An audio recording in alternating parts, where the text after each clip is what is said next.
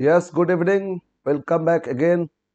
Salary आप जो long questions है उसमें से कुछ क्वेश्चन सॉल्व करके देते हैं और बाकी आप लोग को पीडीएफ में भेज देंगे सॉल्व। ठीक है, क्योंकि पूरा टाइम नहीं है और आप लोग के पास भी टाइम नहीं, एकदम लास्ट मोमेंट में हम लोग आ गए। तो हम लोग ऑब्जेक्टिव कुछ सॉल्व करके दिए, 3 पार्ट की कराए थे। बाकी जो पार्ट है ना ऑब्जेक्टिव वो ये लॉन्ग में से ही आ जाएगा। तो लेट अस डिस्कस। अब एकदम टाइम वेस्ट नहीं करके आप शुरू करते हैं डिस्कशन। ये मैंने एक फॉर्मेट थोड़ा सा लिख के रखे लेकिन कंप्लीट नहीं है। ठीक है, क्योंकि इसमें नोट्स बहुत से लिखे, वो सारा नोट्स करना अभी पॉसिबल नहीं हो पाएगा। तो लेट अस स्टार्ट। तो इनकम फ्रॉम सैलरी। सैलरी मतलब एम्प्लॉय को जो मिला एम्प्लॉयर से। तो एम्प्लॉय को जो भी मिलता है एम्प्लॉयर से, क्या क्या बोल के मिलता है, क्या क्या फॉर्म में मिलता है। इसमें 3 डिफरेंट। एक, सैलरी सेक्शन 17(1). सेक्शन 7, ये सेक्शन सब याद नहीं है तो कम से कम इग्नोर करोगे, बट ये सेक्शन 17(1) में क्या क्या सैलरी लिखते हैं। एक तो बेसिक सैलरी, एक नोट लिखे थे, कहीं पे इंक्रीमेंट होता है वो क्वेश्चन में ही करेंगे।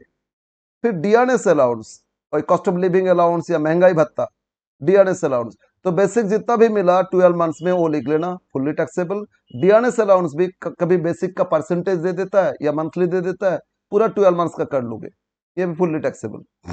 फिर कमीशन मिला ऑन सेल्स या एनी अदर वे, कमीशन मिला वो भी लिख लोगे।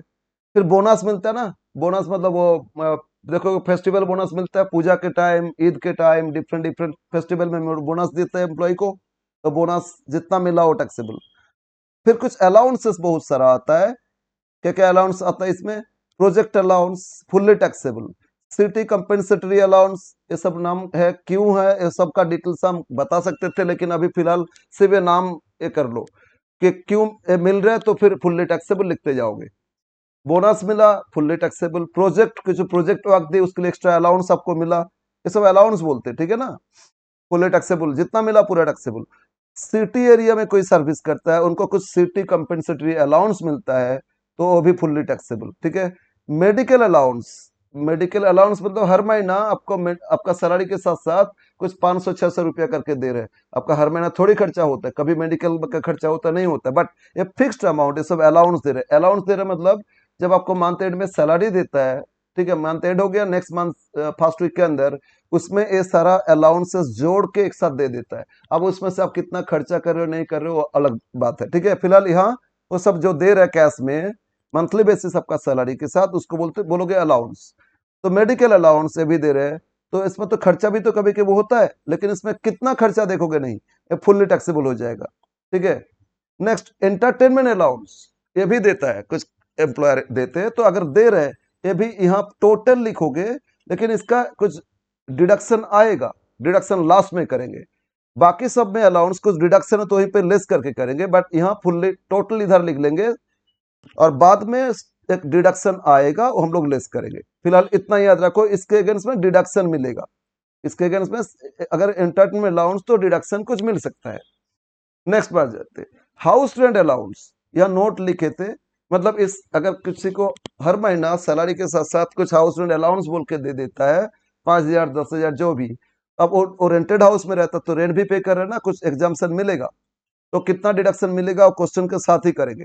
फिर चिल्ड्रेन्स एडुकेशन अलाउंस, अपना एम्प्लॉय का चिल्ड्रेन है, उनका जितना चिल्ड्रेन है, 2-3 चिल्ड्रेन जो भी है, और कंपनी उनको चिल्ड्रेन्स एडुकेशन के लिए अलाउंस देता है। तो मान लो 3 था, 3 के लिए मिला, तो 3 को कितना मिला टोटल, और इससे कुछ छूट मिलेगा एग्जाम्शन।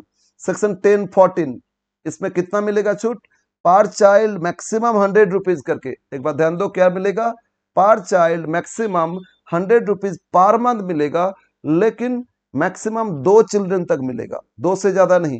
एक्चुअल मिला एक ही चिल्ड्रन के लिए, मेरा एक ही चिल्ड्रन है तो उनके लिए मिला, तो एग्जाम्शन 100 रुपीज करके हमको मिल जाएगा पर मंथ। लेकिन मेरा 3 है तो मिला तो 3 के लिए, लेकिन एग्जाम्शन मिलेगा 100 मैक्सिमम पर चाइल्ड फॉर 2 ओनली, कोई भी 2 के लिए मिलेगा, 2 से ज्यादा एग्जाम्शन अलाउ नहीं किया जाएगा।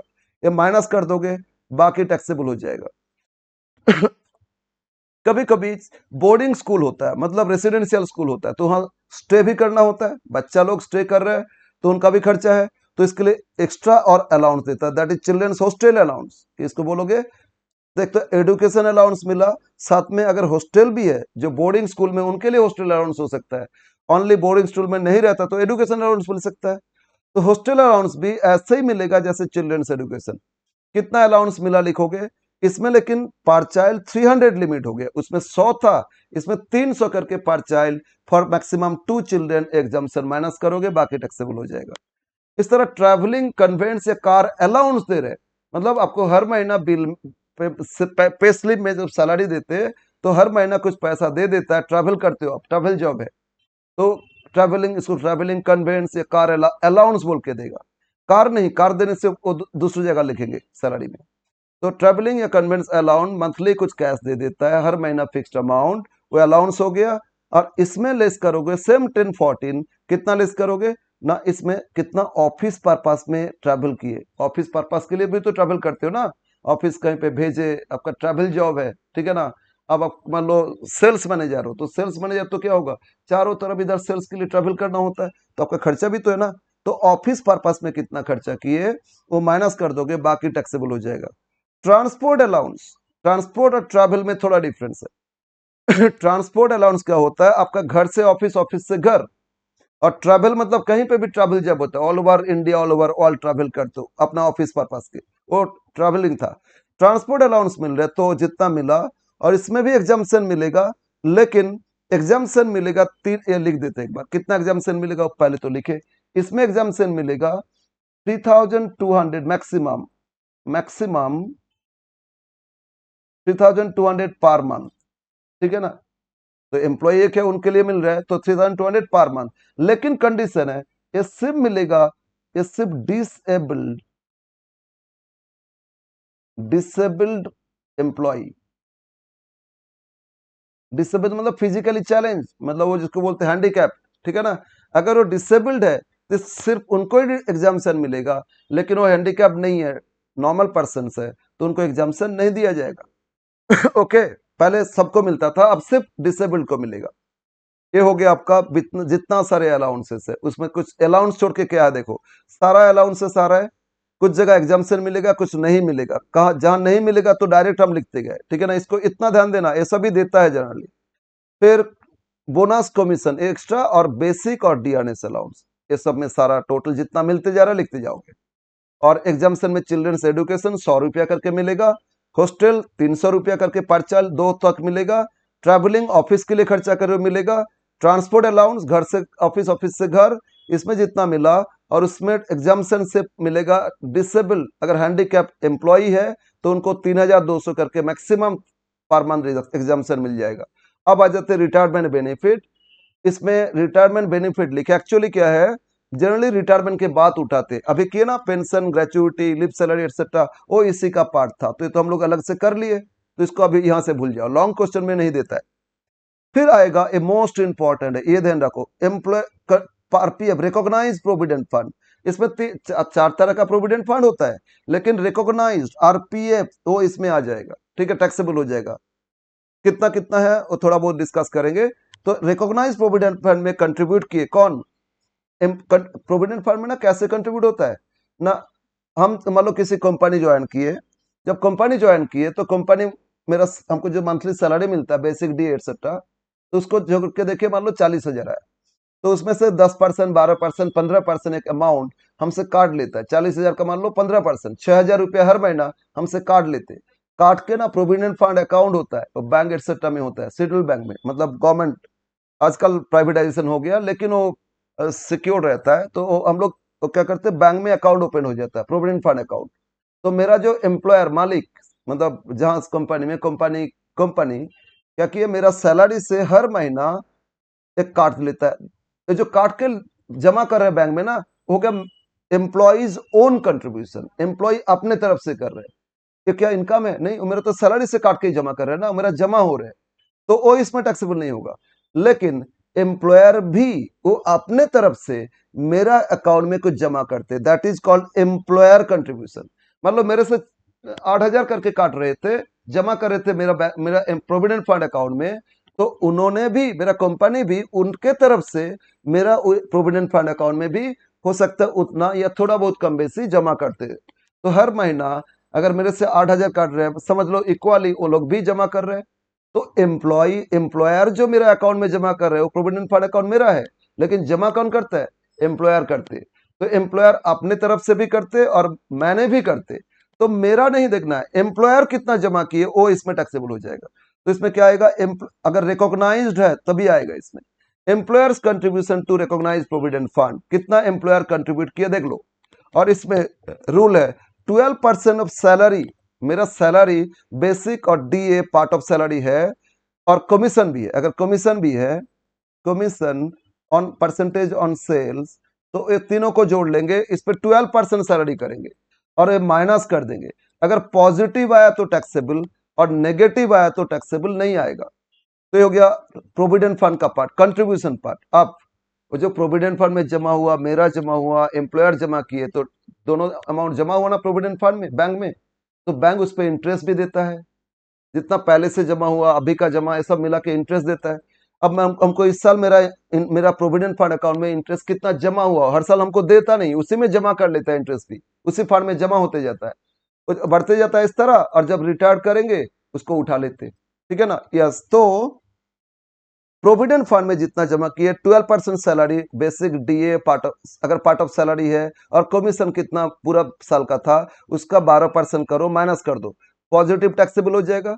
और अब इंटरेस्ट भी जोड़ेंगे उसमें, कितना इंटरेस्ट जोड़ेंगे, अगर इंटरेस्ट क्रेडिट हुआ मेरा बैंक अकाउंट में 9.5 से ज्यादा इंटरेस्ट, मान लो बैंक मेरा उस प्रोविडेंट फंड में 10% इंटरेस्ट देता है, तो 9.5 से ज्यादा ना 0.5%, तो हम लोग इंटरेस्ट उतना जोड़ लेंगे। 0.5% कितना होता है सर, कैसे करेंगे ना, इसका सिंपल रेट है, सिंपल रूल, इंटरेस्ट कितना मिला तो लिख लो न्यूमरेटर में डिवाइड बाई एक्चुअल बैंक क्या रेट से इंटरेस्ट प्रोविडेंट फंड में जमा करे, तो एक्चुअल रेट वो डिवाइड कर दो, और कितना एक्चुअल रेट अगर 10 था, 10 माइनस 9.5, तो 0.5 एक्सेस रेट, वो आ जाएगा एक्सेस इंटरेस्ट।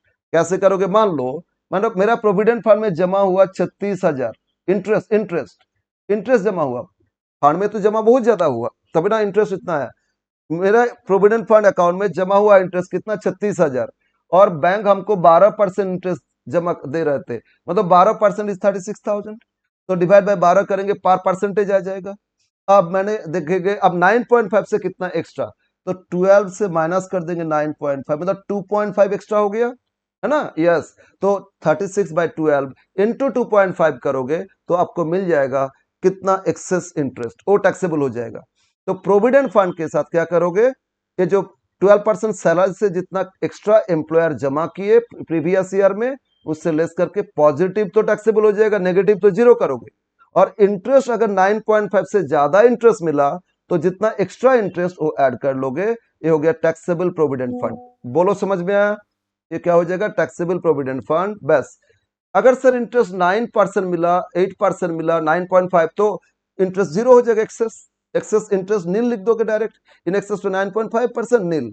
अगर सर प्रोविडेंट फंड में जमा हुआ 10%, प्रोविडेंट फंड में जमा इंटरेस्ट नहीं, तो 12% लेस करोगे तो नेगेटिव आ जाएगा, तो डायरेक्ट लिख लेना कंट्रीब्यूशन टू प्रोविडेंट फंड 10%, जितना लेस 12%, तो नेगेटिव नहीं नील लिखोगे, या डायरेक्ट लिखो contribution to provident fund in excess of 12% nil, direct लिख देना, ठीक है ना।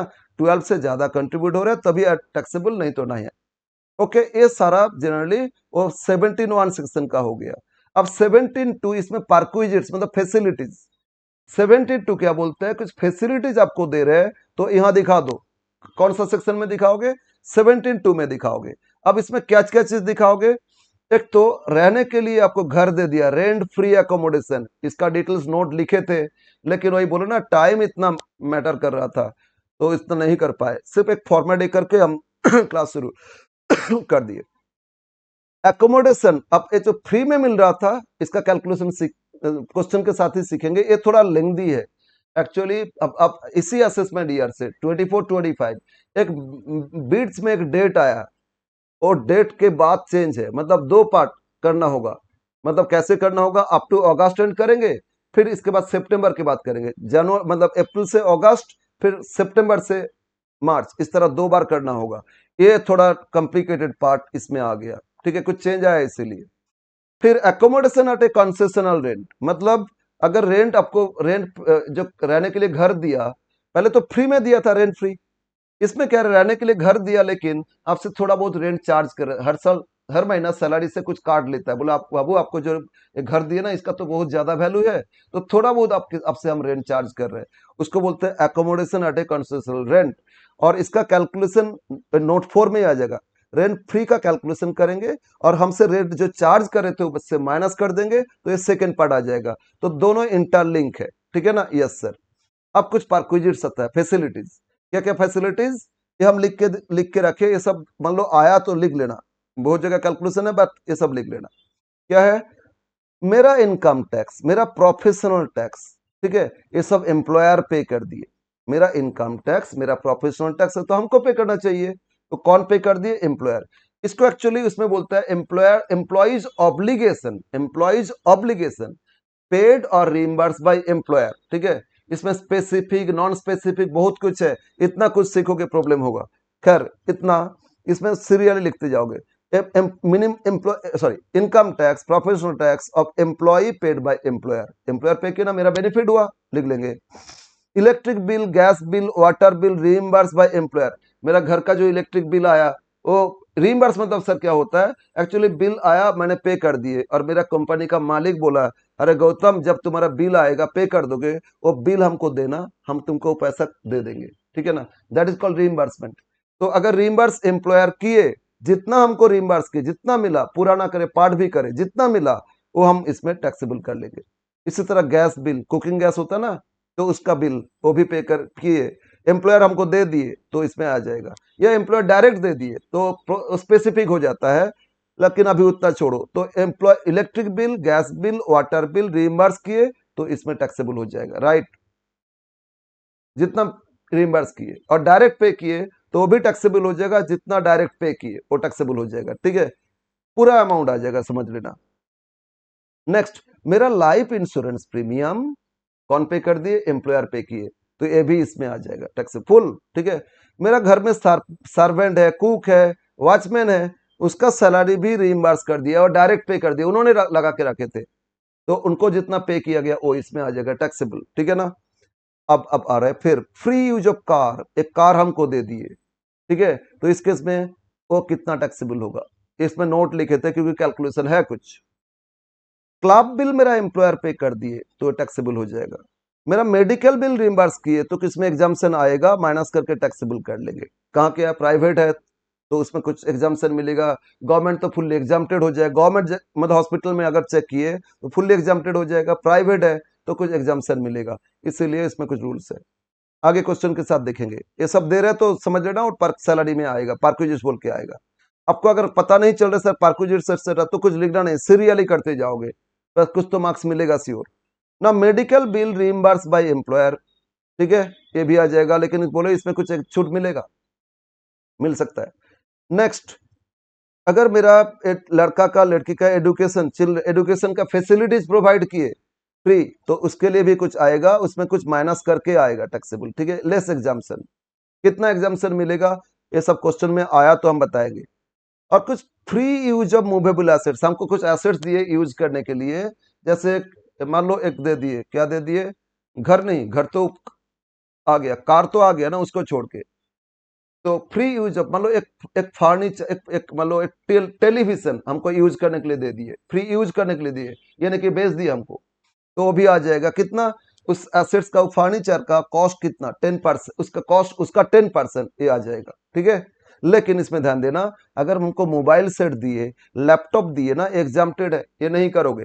मोबाइल सेट दिए, लैपटॉप दिए तो ये नहीं करोगे, बाकी कुछ मूवेबल एसेट्स दे रहे हैं तो जितना भी एसेट्स दिए उसका 10% कॉस्ट जोड़ लोगे, ठीक है ना। Yes sir. नेक्स्ट, अब फ्री एजुकेशन ऑफ चिल्ड्रेन, उसमें कुछ माइनस करेंगे, पे किए एम्प्लॉयर पे की उससे माइनस करेंगे, बाकी टैक्सेबल हो जाएगा, राइट। कितना माइनस करेंगे, ये सब एक्चुअली ये इतना एक दिन का क्लास नहीं है, ये बहुत लेंथी क्लास होता है, हम लोग नॉर्मल क्लास में तो एक एक महीना लगा देते इसको करने के लिए, इतना लेंथी होता है। खैर नेक्स्ट, गिफ्ट फ्रॉम एम्प्लॉयर, अगर गिफ्ट मिल रहा है एम्प्लॉयर से, ठीक है, एम्प्लॉयर से गिफ्ट मिला एम्प्लॉय को, तो इसमें कैश गिफ्ट मिला पूरा टैक्सेबल, और गिफ्ट काइंड में मिला, सामान मिला, तो उसका वैल्यू अगर 5,000 से ज्यादा है तो जितना एक्स्ट्रा वो टैक्सेबल, और 5,000 तक है तो एग्जाम्प्टेड, राइट। नेक्स्ट, अगर लोन प्रोवाइड किए एम्प्लॉयर एम्प्लॉय को, और इसमें डिस्काउंटेड रेट या रेंट फ्री इंटरेस्ट फ्री, हमको जरूरत पड़ा, एम्प्लॉयर के पास गए, देखिए बैंक से ले लेंगे तो इंटरेस्ट बहुत ले रहे हैं, हमको तो आप सैलरी देते हो, हमको कुछ लोन दे दीजिए ना, और बाद में हम मेरा सैलरी से काट लीजिएगा। तो एम्प्लॉयर बोले ठीक है लेके जाओ, 1 लाख रुपया लेके जाओ, हम इंटरेस्ट भी नहीं लेंगे आपसे, बस आप हर महीना आगे सैलरी से आपसे काट लेंगे। हम बोले ठीक है कोई बात नहीं, 4,000 चार के काट लेंगे, एक दिन में पूरा हो जाएगा। तो जो हमको इंटरेस्ट फ्री लोन प्रोवाइड किए ना, उस पर इंटरेस्ट पोर्शन मेरा टैक्सेबल हो जाएगा। इसमें कब होगा कैसे होगा नोट लिखना चाहिए था, लेकिन अभी फिलहाल नहीं लिखे।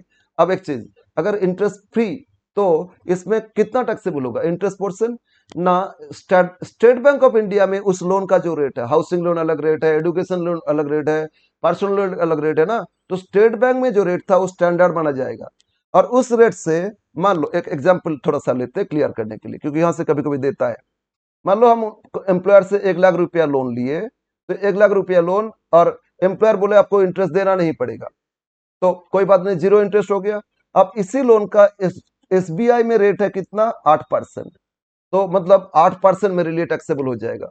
अब मैंने कब लिए थे लोन, मान लो 1723 को लिए थे, 1 जुलाई को लिए थे, और बीच में अभी ईएमआई नहीं काट रहे, पूरा इस साल नहीं काट रहे, नेक्स्ट ईयर से बोला काटेंगे। अब बोले अच्छा है, तो बोलो ये 17 से 31 मार्च 9 मंथ्स मेरा लोन था, तो 1 लाख पे 8%, 9 मंथ्स, ये मेरे लिए टैक्सेबल हो जाएगा, दिखा देंगे, ठीक है ना। अगेन, अगर ये लोन हमको दिए और लोन देने के बाद क्या हो रहा है, इसमें ईएमआई हर महीना डिडक्शन हो रहा है, तो पहले 1 लाख, इसके नेक्स्ट मंथ में 5,000 मान लो ईएमआई काटते, 5,000 कम हो गया 95, नेक्स्ट मंथ में 90, तो इसमें जो पूरा 9 महीना में हर महीना कितना लोन था देखोगे, और हर महीना का 1 महीना का इंटरेस्ट फाइंड करके सबको जोड़ लोगे, टोटल इंटरेस्ट ये टैक्सेबल हो जाएगा। बोलो क्लियर है। अब आ जाते, 1 लाख लोन दिए थे, तो एम्प्लॉयर बोले देखो अच्छा बैंक में क्या प्रॉब्लम है, हम बोले बैंक में थोड़ा ज्यादा इंटरेस्ट होता है, उतना पॉसिबल, बोले ठीक है हम बैंक जैसा नहीं लेंगे आपसे, कितना 3% लेंगे। हम बोले ठीक है कोई बात नहीं। तो बोलो एसबीआई का रेट 8% है, तो वो बैंक हमसे मालिक कितना काट रहे, 3, तो 8 से 3 माइनस करो तो कितना, 5%, तो मेरे लिए टैक्सेबल इंटरेस्ट कितना हो जाएगा, 5%। अब ये लोन में हर महीना अगर ईएमआई पे हो रहा है तो हर महीना कम होते जा रहा है ना, प्रिंसिपल लोन पे हो रहा है ईएमआई, तो हर महीना जो कम होते जा रहे हैं, हर महीना का जितना ड्यू था लोन उस पे एक एक महीने का इंटरेस्ट कैलकुलेशन करोगे पूरा प्रीवियस ईयर का, कितना मंथ्स में कितना था, और टोटल इंटरेस्ट इसमें टैक्सेबल हो जाएगा 5% के हिसाब से। बोलो क्लियर है। ये था इंटरेस्ट ऑन लोन। और इसमें एक चीज और, अगर 20,000 से कम लोन लिए थे, आपका लोन अमाउंट कितना 20,000 से कम है, तो ये इंटरेस्ट ऑन लोन टैक्सेबल नहीं होगा, एग्जाम्प्टेड हो जाएगा। और दूसरा चीज, अगर हेल्थ इश्यू किसी का हुआ, अगर मेडिकल ट्रीटमेंट के लिए आप ले रहे हो, तो इस केस में एग्जाम्प्टेड हो जाएगा, अदरवाइज टैक्सेबल, ठीक है। ज्यादा डिस्कस नहीं करेंगे। और कुछ इस तरह फैसिलिटी मिल रहा है, मान लो कंपनी के पास, कंपनी हमको शेयर इशू किए थे, डिस्काउंट में इशू किए, तो डिस्काउंट हमको जितना दिए वो मेरे लिए टैक्सेबल हो जाएगा यहाँ, ठीक है। इसी तरह और क्या आ सकता है, मान लो इसमें और ऐसे दे रहे हैं कि यस यस, हम एक एसेट्स, एक लैपटॉप हमको खरीदना था, एक तो हमको लैपटॉप दिए थे यूज करने के लिए, वो एग्जाम्प्टेड है, लेकिन लैपटॉप खरीदना था, और कंपनी में बहुत सारे पुराने लैपटॉप पड़ा हुआ है। हम बोले सर हमको एक पुराना दे दीजिए ना, घर में बच्चा है उसको चाहिए, और नया लेंगे इतना दाम है, अभी तो स्कूल में स्टडी कर रहे हैं उसके लिए वही ठीक है। कंपनी हमको दे दिए, बेच दिए, तो कुछ पैसा लिए हमसे, 5,000 लिए, तो ये जो 5,000 लिए, ये मेरे लिए टैक्सेबल होगा, क्यों सर 5,000 तो दिए। अब देखते हैं कितना टैक्सेबल। ये जो एसेट्स, कंप्यूटर हमको हमको सेल किए उन्होंने, कुछ कंप्यूटर हो, इलेक्ट्रॉनिक्स आइटम है, कुछ भी, एम्प्लॉयर हमको बेचे, ठीक है, गिफ्ट नहीं किए, बेचे, ठीक है, और हमसे कुछ पैसा लिए लेकिन ज्यादा नहीं, तो हम कैसे टैक्सेबल क्या होगा ना, एम्प्लॉयर मान लो इसको 3 साल पहले खरीदे, 3 साल का डिप्रिसिएशन लेस किया जाएगा, रेट दे देगा, लेस कर, सबका रेट फिक्स किया गया है, उसी रेट से होता है, वो लेस कर देंगे। मान लो जब खरीदे थे कंपनी, और 2 लाख में खरीदे थे, और 3 साल का डिप्रेशन लेस करके अभी 80,000 वैल्यू है, कितना वैल्यू है, 80,000, और वो हमको दे दिए कितना में, 20,000 में, तो 80,000 माइनस 20,000, बोलो तो कितना हो गया, 60,000, वो मेरे लिए टैक्सेबल हो जाएगा। मतलब WDV ऑफ एसेट्स, इस साल जिस साल हमको ट्रांसफर किए, उस साल उसका रिटर्न डाउन वैल्यू क्या था, डिप्रेशन लेस करके, और उससे माइनस कर दो हमसे कितना रुपया ले रहे हैं, तो माइनस करके बाकी जो है वो मेरे लिए इनकम है, मेरे लिए इनकम कम दाम में मिल गया ना, वो मेरे लिए टैक्सेबल इनकम हो जाएगा इसमें, अदर, ओके, इस तरह बहुत सारे परक्विजिट्स है, जोड़ लोगे। अब आएगा लास्ट, ये कभी देता नहीं अब लोग का अभी फिलहाल, लेकिन अगर दे तो कोई प्रॉब्लम नहीं होना चाहिए।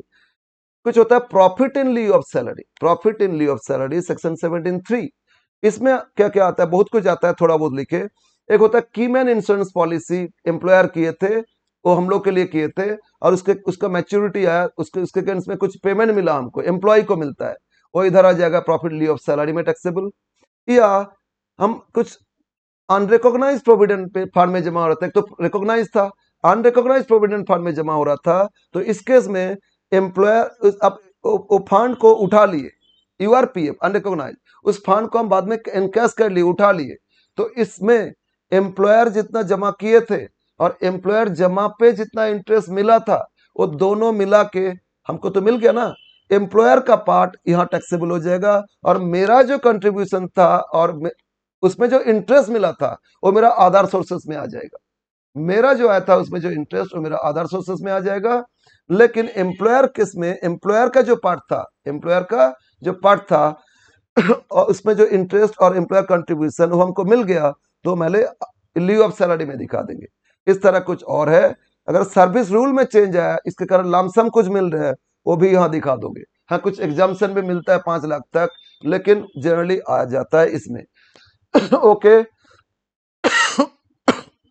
नाउ ये सबको जोड़ लेना ग्रॉस सैलरी, और इससे 3 डिडक्शन लेस होता है। एक तो स्टैंडर्ड डिडक्शन मिलेगा ही मिलेगा, एक स्टैंडर्ड डिडक्शन 16 फास्ट ए, ये सभी एम्प्लॉय को मिलेगा। कितना मिलेगा, मैक्सिमम 50,000, 50 से ज्यादा नहीं। अगर टोटल ग्रॉस सैलरी इनकम आया 10 लाख, 5 लाख, 3 लाख, 2 लाख, तो 50 तो मिल जाएगा, ठीक है ना।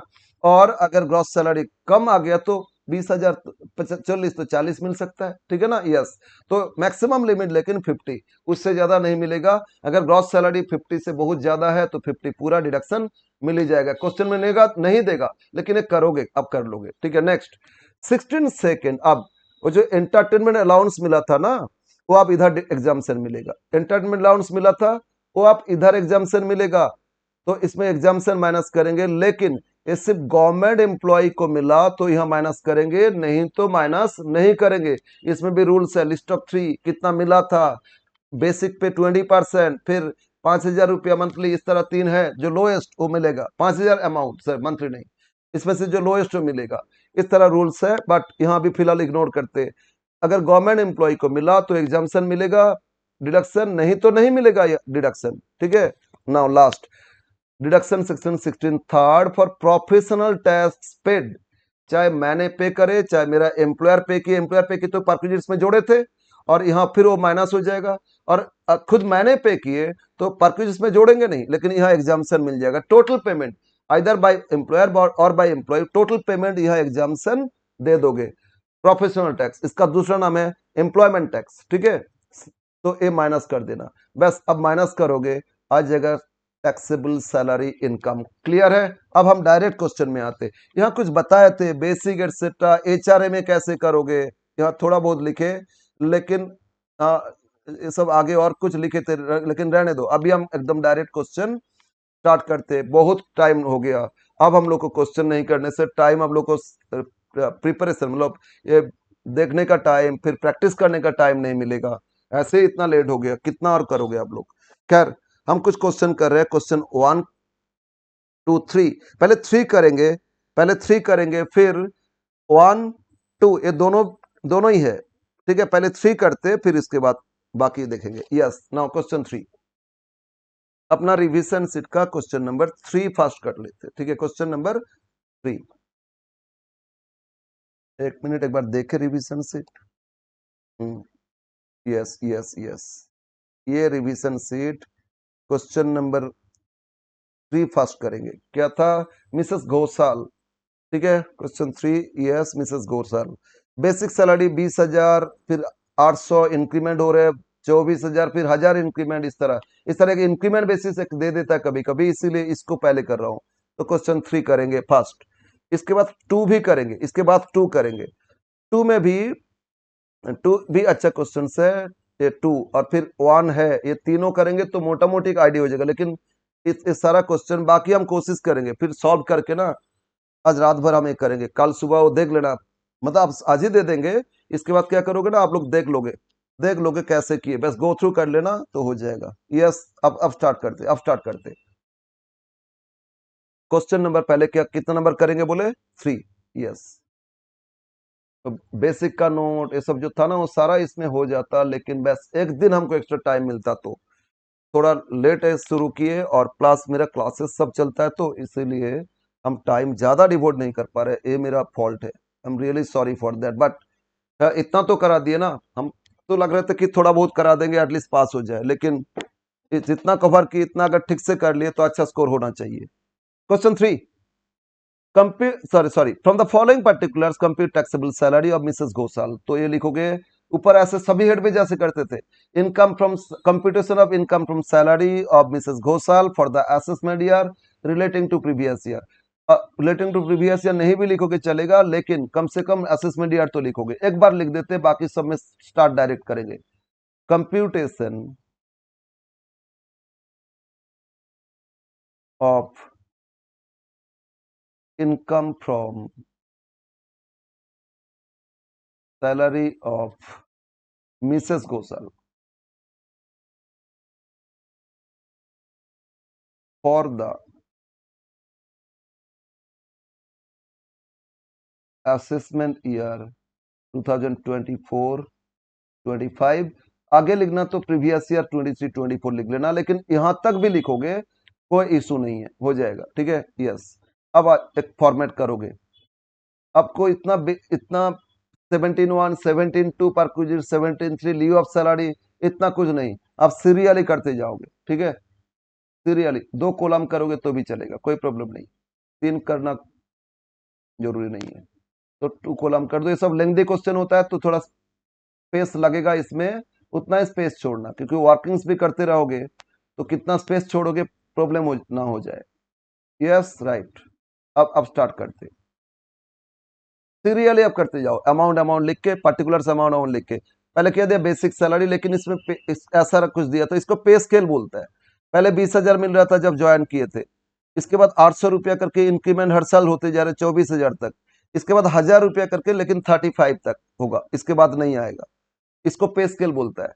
तो हम लोग जब से ज्वाइन किए थे उस टाइम से हम लोग का प्रीवियस ईयर 23-24 में देखेंगे कितना आया सैलरी, उसके हिसाब से बेसिक कैलकुलेशन होगा। तो लिखो basic salary note 1, basic salary note 1, क्योंकि ये नहीं कर पाओगे अगर डीए एटसेट्रा बहुत प्रॉब्लम हो जाएगा, तो नोट 1 में आते हैं हम, इधर साइड में नोट 1 कर रहे हैं, ठीक है। तो नोट 1 इसके बगल में ही कर लेते हैं, आप लोग तो नीचे करोगे, तो नोट 1 बेसिक सैलरी कब का करेंगे, फॉर प्रीवियस ईयर 2023-24, मतलब 1/4/23 से 31 मार्च 24, ठीक है। हमको अफसोस हो रहा है पूरा नहीं दे पा रहे इसमें, यही हमको अफसोस हो रहा है, फिर भी बाकी सब चैप्टर भी मोटा मोटी मैनेज कर दिए, लेकिन यहाँ थोड़ा प्रॉब्लम हो रहा है, यही है। खैर, देखो कितना हो सकता है। तो इसमें क्या करोगे, देखो उन्होंने ज्वाइन कब किए थे, 1 जनवरी 18 को। तो बोलो अगर आपको पता नहीं असेसमेंट ईयर प्रीवियस ईयर क्या होता है, आप ज्वाइन किए, आपको टैक्स ही नहीं पड़े, तो आप जिस दिन से ज्वाइन किए, कब से ज्वाइन किए, 1/1/2018, बोलो आपका एक साल कंप्लीट कब होगा, 31 दिसंबर 18 ही तो एक साल कंप्लीट हो जाएगा। Yes sir. तो ये जो फर्स्ट ईयर, इसमें आपको वो जो पे स्केल दिया था, एकदम स्टार्टिंग जो इनिशियल था 20,000, उतना करके मंथली मिलते जाएगा, मतलब 20,000 पर मंथ मिलते जाएगा।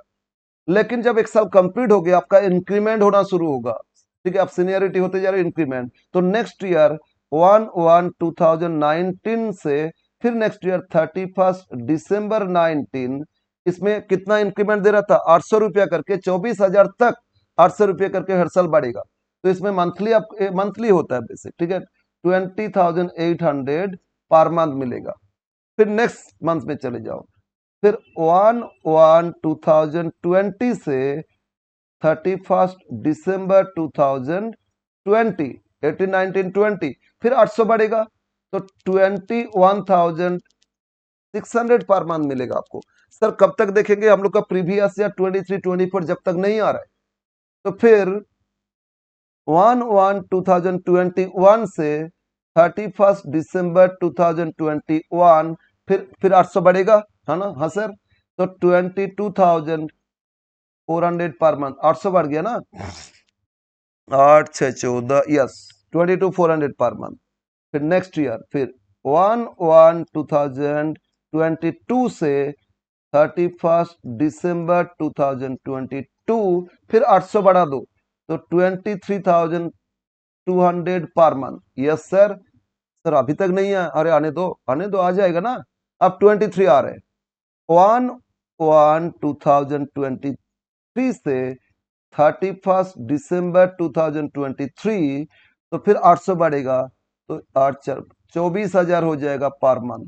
बट अभी हम लोग का प्रीवियस ईयर बोलो क्या था, मार्च 24, है ना? तो एक और ईयर देखेंगे, 1/1/2024 से, ऐसे तो मार्च तक देखना था, उसके बाद तो नहीं ना, लेकिन पूरा ईयर देख लेते कितना मिल रहा था, टू 31 मार्च, सॉरी दिसंबर होगा ना, एक पूरा एक साल, 31 दिसंबर 2024, इसमें आपको 24,000 के बाद देखो इंक्रीमेंट हो रहा था कितना, 1000 करके हो रहा था, तो 25,000 हो जाएगा। बोलो बोलो, देखो पहले 20,000 दिया था, 800 करके 24,000 तक होगा, इसके बाद 24 हो गया, तो उसके बाद 1000 रुपया करके इंक्रीमेंट, तो 25,000 हो जाएगा। बस यहां तक रुक जाओ। तो कहां तक करेंगे, कहां रुकना है, ये आपको समझना होगा। हम लोग का प्रीवियस ईयर अगर इस तरह पे स्केल दे रहे हैं, जब से वो पे स्केल दे रहे हैं उस दिन से प्रीवियस ईयर 1/4/23 से मार्च 24 जब तक नहीं आ रहा है, वो इंक्रीमेंट करके देखते जाओ, ठीक है ना? तो बस वहां तक करोगे, अब फाइंड करोगे प्रीवियस ईयर कितना बेसिक था। अब बेसिक सैलरी, देखो बेसिक इक्वल टू, बोलो हम लोग का प्रीवियस ईयर कब से शुरू हुआ? सर हम लोग का तो प्रीवियस ईयर मार्च 1 अप्रैल 23, तो यहां लिख लेते 1/4/23, 1 जनवरी के बाद ना इस दिन से देखना है, और कब एंड हुआ, मार्च 24, तो 1 जनवरी 24 के बाद 31 मार्च 24, तो यहां तक मतलब एक पीरियड है, और इधर से एक पीरियड है, इतना दिन का लेना होगा। बोलो बोलो, क्लियर है? ये अप्रैल से लेके दिसंबर, मेरा ये जो दिसंबर, इसके बाद तो बढ़ गया ना, अप्रैल से दिसंबर 24,000 मंथली मिल रहा था, और जनवरी से मार्च इसके बाद भी मिल रहा है, लेकिन वो तो हम लोग को नहीं चाहिए, हम लोग का प्रीवियस मार्च, इसमें 25,000 मिल रहा था। अब ये दोनों को जोड़ लोगे, बेसिक सैलरी आ जाएगा। बताओ, क्लियर है ना? यस। तो पे स्केल देने से इस तरह टेबल बना लोगे, नोट करोगे जरूर, आ जाएगा। तो बोलो अप्रैल से दिसंबर कितना हो रहा है, 9 मंथ्स, अप्रैल से दिसंबर कितना, 9 मंथ्स, कितना मिला, 24,000, प्लस इसके बाद क्या हो गया, 3 महीना, जनवरी से मार्च, 3 मंथ्स, कितना मिला, 25,000।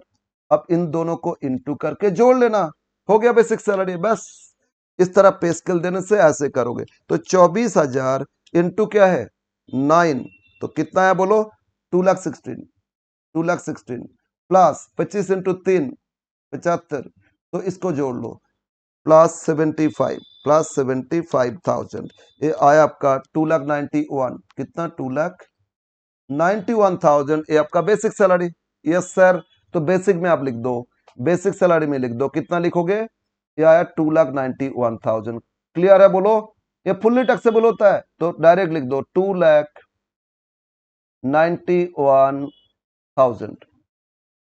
बस यही थोड़ा लेंदी नोट था, बस। अब इसके बाद एक नोट होगा, तो कौन सा होगा बताएंगे, आगे पढ़ो। डीए, तो डायरेक्ट लिख दो डियारनेस अलाउंस, डीए भी लिख सकते हो, डियारनेस अलाउंस कितना, 75% ऑफ बेसिक। तो जो बेसिक है, सॉरी, अरे क्यों बार बार इस तरह डिस्टर्ब करता है, अरे हमको टाइम नहीं है, जल्दी जल्दी होने दो।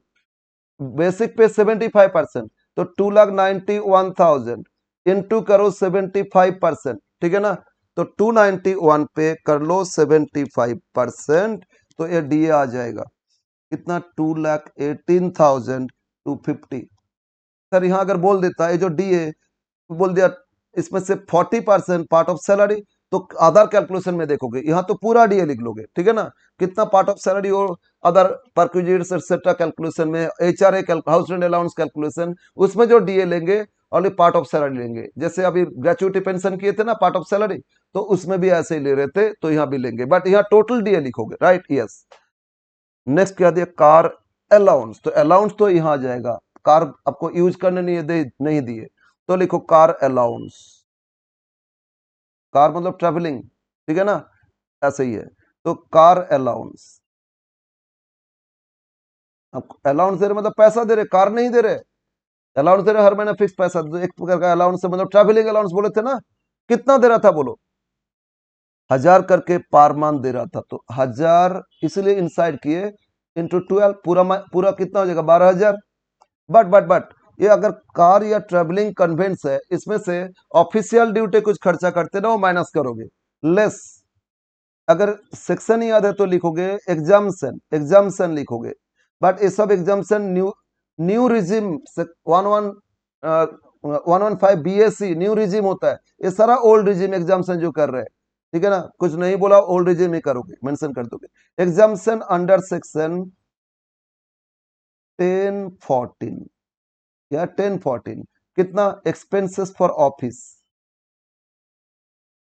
ऑफिस पर्पस, सब में नहीं होता है, ठीक है, ट्रेवलिंग कार अलाउंस है तो इसमें आएगा, कितना बोलो ऑफिस पर्पस के लिए किया, बताया कुछ, हाँ सर, ये बोला था कि उन्होंने 1000 करके मिला, but C spend 800 per month travelling for official duty, तो 800 करके तो 12 महीना ये तो ऑफिस के लिए खर्चा कर दिए, उनको क्या बेनिफिट मिला, तो जितना मिला था इससे माइनस कर दो, तो कितना 2400 रुपया इनका बेनिफिट आया, कितना बेनिफिट आया, 2400 इनका बेनिफिट आया, बोलो क्लियर है, यस यस यस, ओके आगे, मेडिकल अलाउंस, इसमें कितना खर्चा वो कर रहे हो कोई मतलब नहीं है, फुल्ली टैक्सेबल, ठीक है, मेडिकल अलाउंस क्या हो जाएगा, फुल्ली टैक्सेबल, अलाउंस से मतलब सैलरी जब आप उठाते हो, उसमें बेसिक डीए सबके साथ वो पार्ट फिक्स्ड अमाउंट कैश आपको दे देता है, इसके बाद आगे कितना खर्चा करे वो अलग बात है, तो ये अलाउंस होता है। मेडिकल अलाउंस कितना करके मिला, 600 पर मंथ, तो 600 into 12, 7200 direct out of column.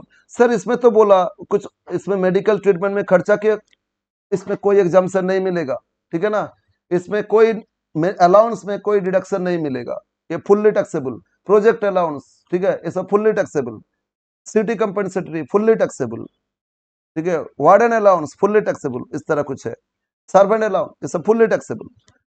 Next next next, entertainment, यहां लिखोगे पूरा, और ये तो कंपनी में जॉब कर रहे थे ना, कहां कर रहे थे बोलो, कुछ बताया, आगे बताया होगा, लेकिन अगर गवर्नमेंट है तो एग्जाम्शन मिलेगा, नहीं तो नहीं मिलेगा, ठीक है, लिखो इसमें एंटरटेनमेंट अलाउंस, यहां पूरा लिख दो,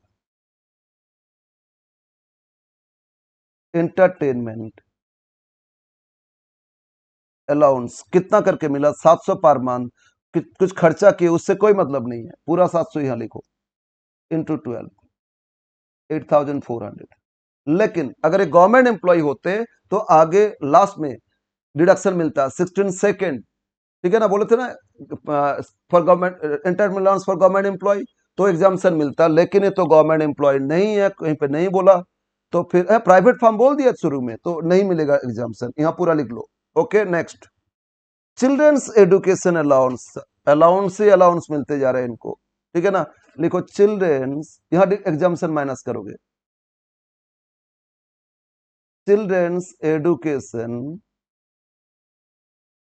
अलाउंस,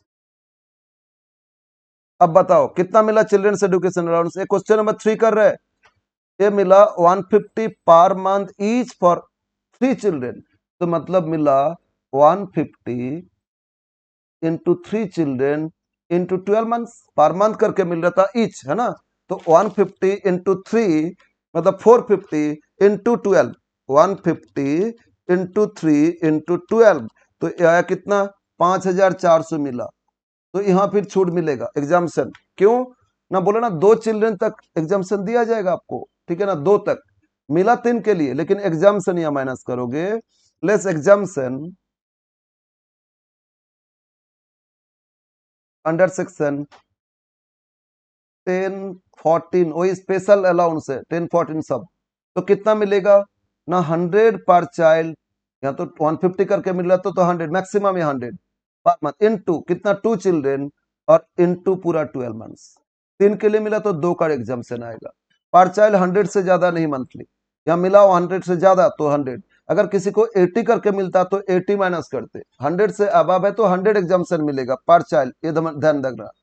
तो हो गया कितना 2400, देखो 12 दिए 24, तो 2400 तो माइनस कर दो, बाकी टैक्सेबल हो जाएगा। तो 5400 से 2400 लेस करोगे तो 3000 टैक्सेबल हो जाएगा। बोलो बोलो बोलो, 150 इंटू 3, 450 इंटू 12, 450 450 इंटू 12 मिल गया था कितना 5400, और 200 इंटू 12 2400 लेस किए तो 3000 टैक्सेबल हो गया। Right, yes sir.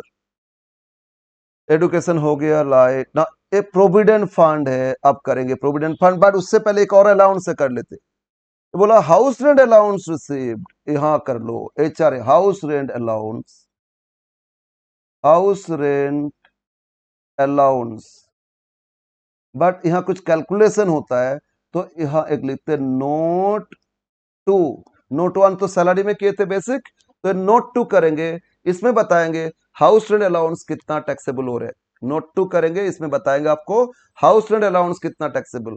ये मेरा कैलकुलेशन हुआ, बेसिक DA अलाउंसेस एटसेट्रा लेके। अब आ जाते नोट 2, इधर साइड में हम कर रहे हैं। नोट 2 में क्या पता करेंगे, हाउस रेंट अलाउंस कितना टैक्सेबल। तो आ जाओ नोट 2 में, आ जाओ नोट 2 में मेरे साथ।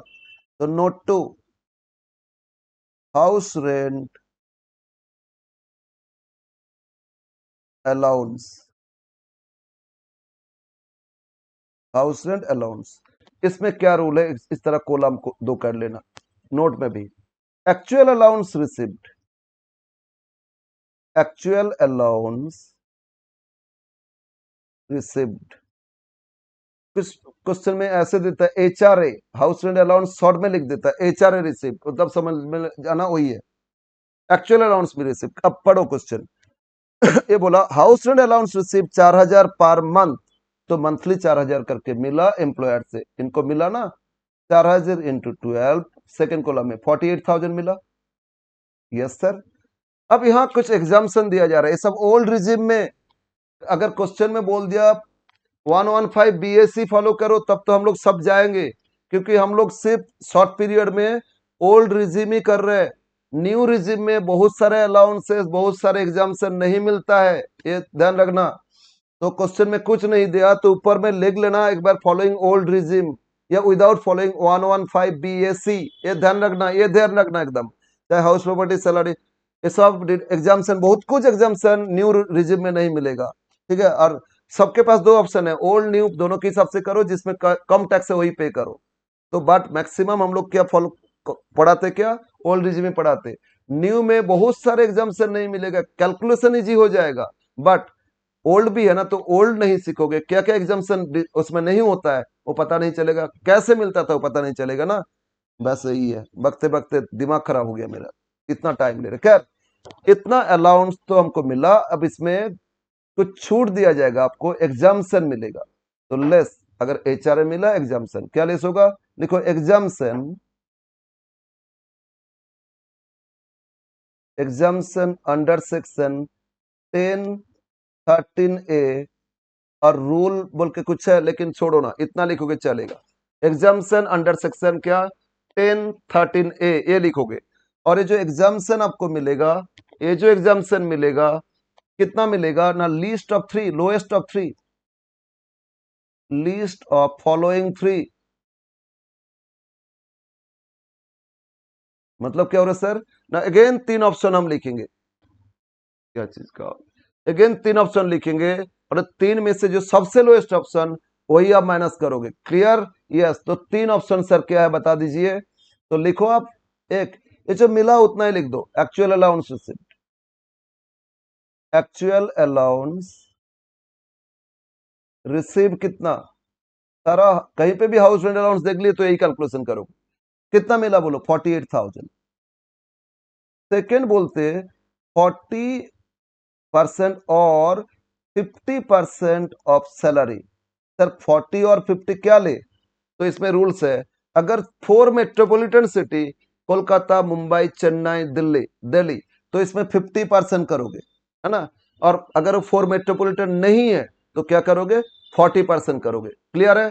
फॉर मेट्रोपॉलिटन सिटी तो 50% ऑफ सैलरी करोगे, और मेट्रोपॉलिटन छोड़ के किसी और जगह हो रहे हैं तो क्या करोगे 40%। तो क्वेश्चन में पढ़ो, इनको इनको अलाउंस दे रहे हैं, और ये कहाँ रहता है, ये कौन सा जगह रहता है रेंटेड हाउस में।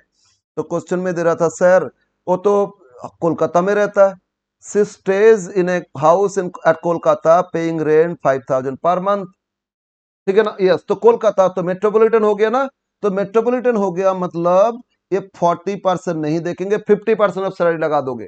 तो क्वेश्चन देख के यहाँ एक ही लिखना है, दोनों ऑप्शन नहीं लिखना। क्वेश्चन में देखा मेट्रोपॉलिटन नहीं है तो 40% ऑफ सैलरी लिख लोगे, और मेट्रोपॉलिटन तो 50% लिख लोगे। अब आ जाते सैलरी में क्या लेंगे।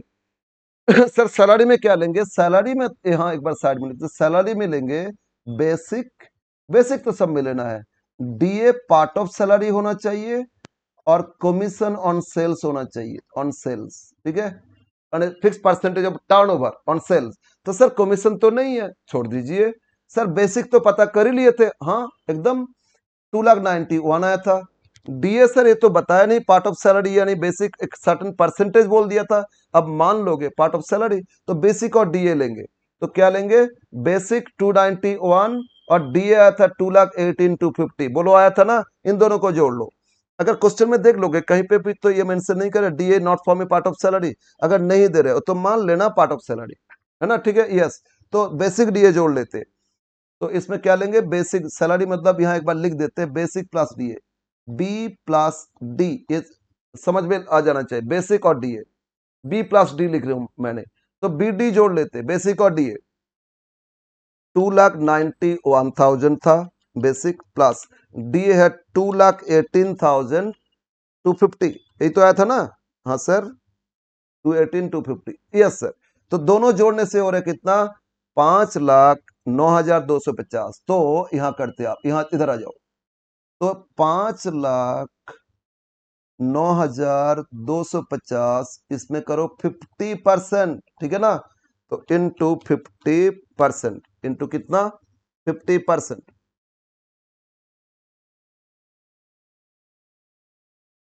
Yes sir. या 2,54,625, हम भूल बार बार ये कर रहे कि दूसरा क्वेश्चन ना कर लिए, हाँ यही क्वेश्चन कर रहे, ठीक है। तो एचआरए मिला था 4,000 करके 48,000, और फिर एग्जाम्शन मिलेगा 1013 ए, कितना एक्चुअल कितना मिला 48, फिर मेट्रोपॉलिटन 4 है तो 50% ऑफ सैलरी, सैलरी में लेते basic DA part of salary और commission as a fix percentage of turnover, commission तो है नहीं तो 50% की। और अब थर्ड ऑप्शन में आ जाओ, सी। सी क्या बोल रहे, ये अलग से 5 नंबर में भी दे सकता है, ठीक है ना, ये अलग से 5 नंबर भी दे सकता है। सी बोल रहे आप एम्प्लॉय कितना रेंट पे किए, रेंट पेड बाय एम्प्लॉय पूरा ईयर में, रेंट पेड बाय एम्प्लॉय मतलब ये जो भी पर्सन, मिस्टर मिस, मिस कौन था, मिसेस, अरे कौन था, Mrs Ghoshal, yes, paid by employ Mrs Ghoshal over 10% of salary, मतलब सैलरी का 10%, उससे कितना ज्यादा रेंट इन्होंने पे किए, वो थर्ड ऑप्शन आ जाएगा। और इन तीनों में से लोएस्ट माइनस कर दोगे, बाकी टैक्सेबल, क्लियर है आप। अब आ जाओ, इन्होंने कोलकाता में एक घर भाड़ा पे लिए, 5,000 मंथली पे कर रहे थे, अगर मंथली 5,000 पे कर रहे थे, 5,000 करके पूरा साल भर 12 महीने में 60,000 पे किए थे, बोलो बोलो यस सर। और इससे माइनस कर, ओवर मतलब माइनस करोगे, माइनस करोगे जो पॉजिटिव है वही ओवर हो रहा है। 10% सैलरी तो 5,09,250 आया था, तो सैलरी, हाँ सर, उस पर 10% कर लो, 10% कर लो, तो आया रहा 60,000, नीचे कैलकुलेट माइनस 55,09,25, क्योंकि 10% तो एक जीरो कम हो जाता है, तो 60,000 से माइनस कर दो 50,9,925, तो आया कितना बोलो, तो 9,075, ये थर्ड ऑप्शन आया 9,075। अब तीन में से बताओ सबसे लोएस्ट कौन सा है, सर लोएस्ट इस तीन में 9,075, तो 9,075 ये माइनस कर दो, ऊपर लिखे थे लिस्ट ऑफ 3, तो 48 से लेस कर दो, माइनस कर दो कितना से, 48,000 से, तो बाकी जो है कितना अमाउंट है, 38,000, 38,925, ये हो गया टैक्सेबल एचआरए। मिल गया ना, ये हो गया taxable HRA, taxable H house rent allowance. तो एक बार फिर बता देते हैं, रिकैप कर लेते हैं, कितना एक्चुअल अलाउंस मिला, मंथली रेंट 12 कर लोगे, लेस एग्जाम्पशन 1013 है, list of 3, actual allowance receive कितना देख लो, वही ऊपर जो लिखे थे। सेकंड, मेट्रोपॉलिटन तो 50% ऑफ सैलरी लेंगे, अदर्स 40%, सैलरी में बेसिक लेंगे, डीए पार्ट ऑफ सैलरी लेंगे, कमीशन ऑन टर्नओवर है तो सेल्स है तो लेंगे, बट यहाँ से बेसिक और डीए लेंगे, डीए बताया नहीं था, पार्ट ऑफ सैलरी मान के उस पर 50% कर लिए, अदर तो 40% करते। अब थर्ड देखोगे, उन्होंने रेंट कितना पे किया एम्प्लॉय, मंथली 5,000 करके 12 मंथ 60,000, उससे माइनस कर दो सैलरी का 10%, जो बेसिक डी आया था उसका 10%, लेस किए तो आया 9075। अब तीन ऑप्शन में से लोएस्ट ऑप्शन 9075, ये माइनस कर दोगे, इसमें लोएस्ट 48 भी हो सकता है, तो जो लोएस्ट होगा माइनस कर दोगे और माइनस करने के बाद बाकी टैक्सेबल हो जाएगा। राइट, बोलो बोलो बोलो, समझ में आया? यस। एक एक चीज इसमें बता देते हैं तो इसके बाद हम क्वेश्चन में आ जाएंगे। अब एक कंडीशन लिख लो मतलब HRA में ऐसे ही करोगे, लेकिन एक कंडीशन है। क्या कंडीशन है? इफ एम्प्लॉई अगर अपना ही घर में रहता है, रिसाइडेड इसमें इन हर, सी था ना, हर ओन हाउस या रिलेटिव का हाउस, तो इस केस में कोई एग्जाम्शन नहीं मिलेगा 1013 में, पूरा फुल्ली टैक्सेबल हो जाएगा, कैलकुलेशन करना ही नहीं है। लिखोगे लेस एग्जाम्शन 1013 नील, कुछ कैलकुलेशन नहीं करोगे। If employ resided in her own house, तो exemption under section 1013A is not allowed, not allowed. तो मतलब क्या हो गया, एग्जाम्शन 1013A लिख दोगे नील, फुल्ली टैक्सेबल 48 पूरा टैक्सेबल हो जाएगा। बोलो क्लियर है? ये आ गया आपका HRA का प्रोविजन, ठीक है। यस, तो हम लोग एक इस तरह कैलकुलेशन करेंगे। अब आ जाते हैं कितना टैक्सेबल, 38925, कितना टैक्सेबल हो गया, 38, कितना है बोलो, 38925। ओके, बस इतना सारे हो गया, बस अब थोड़ा सा बाकी है। अब क्या क्या मिला, अब क्या और बाकी है, जैसे करोगे ना क्वेश्चन में मार्क करते हो, टिक मार्क करते जाओगे, पेंसिल से छोटा छोटा मार्क करते जाओगे, तो कितना रह गया वो बाकी आपको पता चल जाएगा।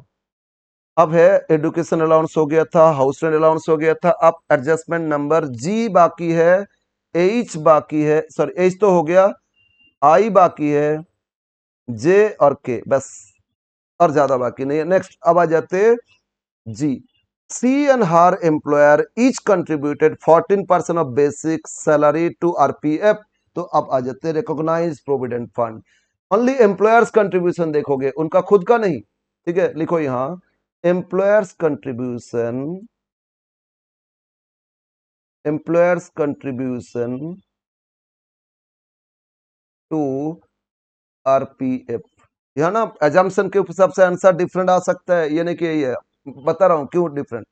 एम्प्लॉयर्स कंट्रीब्यूशन टू RPF, अब देखो क्या दे रहा था, C and her employer each contribute कितना, 14% ऑफ बेसिक सैलरी, सिर्फ बेसिक पे 14% टू RPF। तो बोलो बेसिक कितना था, 291, तो इसमें कर लो 291 पे, 291 पे कितना परसेंट, 14%, तो 291,000 इंटू 14%, ये होता है 40,40740। अब इससे लेस कर देंगे, क्या लेस करेंगे, लेस करेंगे 12% ऑफ सैलरी, कितना एम्प्लॉयर की वो देख लिए, 14% ऑफ सैलरी बेसिक, तो बेसिक पे कर लिए है ना। बोलो बोलो क्लियर है? क्या बोला था, C and her employer each contributed 14% of her basic salary to RPF, right, ये कर लिए। अब इससे लेस कर देंगे 12% ऑफ सैलरी, तो सैलरी तो बोलो तो ना बेसिक लेंगे, डीए पार्ट ऑफ सैलरी, यहाँ सिर्फ बेसिक नहीं, जब रूल्स के हिसाब से करोगे तो बेसिक डीए बोलो कितना आया था, बेसिक डीए सर जोड़े थे ये 5,09,250 आया था, यस सर। तो यहाँ कर लेते 5,09,250 इसमें करो 12%, कितना, 5,09,250, इसमें करोगे कितना 12%, ये होता है 61,110। तो सर नेगेटिव आ गया तो नेगेटिव तो नील करोगे, एक्सेस है तो भी टैक्सेबल, नेगेटिव आ गया तो नील, राइट? बोलो बोलो, क्लियर है? यस। पॉजिटिव होगा टैक्सेबल। अब इसके साथ एक चीज ऐड करोगे, इंटरेस्ट ऐड करोगे, interest credited to RPF. RPF मतलब एग्जामिनर को भी समझ में आ जाएगा, recognise provident fund, RPF in excess of, ये लिख लेना, इन एक्सेस ऑफ कितना, 9.5% इंटरेस्ट पर एनम। अब बोलो इंटरेस्ट कितना परसेंट से क्रेडिट हुआ? 10%। देखो उसी एडजस्टमेंट जी को, और interest credited to this fund 10%, और 10% के हिसाब से कितना जमा हुआ इंटरेस्ट? एक 19,000 जमा हुआ था। 10% के हिसाब से कितना इंटरेस्ट जमा हुआ? क्रेडिट हुआ मतलब जमा हुआ कितना?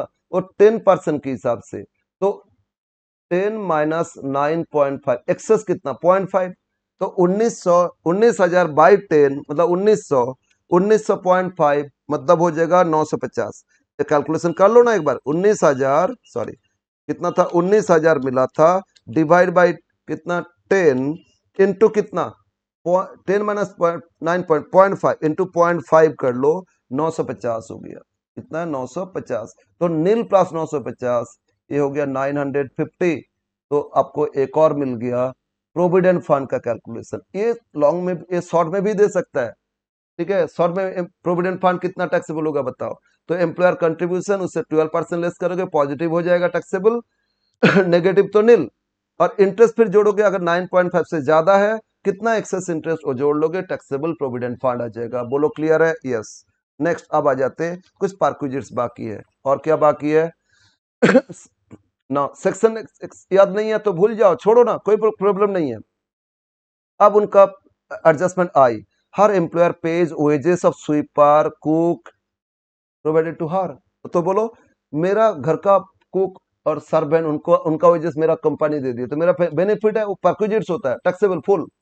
तो लिखो salary wages of sweeper and cook paid by employer, ये लिख लोगे, सीरियली लिखते जाओगे, ठीक है ना? सैलरी ऑफ, सैलरी और वेजेस ऑफ क्या था, sweeper and cook provided by employer, provided by employer. तो एम्प्लॉयर दिए तो फैसिलिटी मेरा हो गया ना, ये परक्विजिट्स बोल के टैक्सेबल हो जाएगा। परक्विजिट मतलब फैसिलिटीज, कुछ काइंड्स में भी हो सकता है, कैश भी हो सकता है, बट रेगुलर हर महीना आपको इस तरह मिल भी सकता है, नहीं मिल सकता है, ठीक है ना? यस, कैश मिलेगा ऐसा नहीं है। तो बोलो कितना पे किए थे? 1,000 और 1,500। 1,000, 1,000 मिला था स्वीपर के लिए, 1,500 मिला था कुक के लिए पर मंथ, इंटू 12, 2500 इंटू 12 मतलब 30,000। कितना मिला? बोलो बोलो, कितना मिला? 30,000। ओह, ये तो मुश्किल है। फिर एकदम नीचे चला गया, क्या प्रॉब्लम है, क्या प्रॉब्लम, क्या प्रॉब्लम, बता नहीं सकते। ये बहुत डिस्टर्ब करता है, बहुत डिस्टर्ब करता है, मेरा हाथ, मेरा ये प्रॉब्लम होता है, चलो इस बार बार ना मेरा हाथ से कितना एकदम नीचे चला गया। Yes yes yes yes yes yes yes yes yes. तो 2500 इंटू 12 कितना होता है? 30। 2500 इंटू 12 30,000। तो 30,000 मिला इसमें। अब लास्ट, और her employer also reimburse gas bill, electric bill, ये भी आ जाएगा, gas and electric bill, gas and electric bill reimburse, electric bill reimburse by employer. Reimburse मतलब अब पे किए, बाद में एम्प्लॉयर हमको दे दिए, मेरा तो मिल गया ना, इनकम आ जाएगा। रीइंबर्स, तो अब थोड़ा इशू हो रहे हैं हैंग का, ठीक है ना? Reimburse by employer, one note can't sing, इसीलिए प्रॉब्लम हो रहा है। रीइंबर्स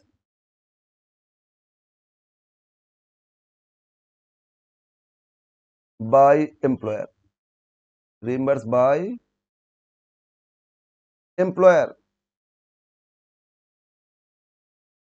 कितना दिए बोलो?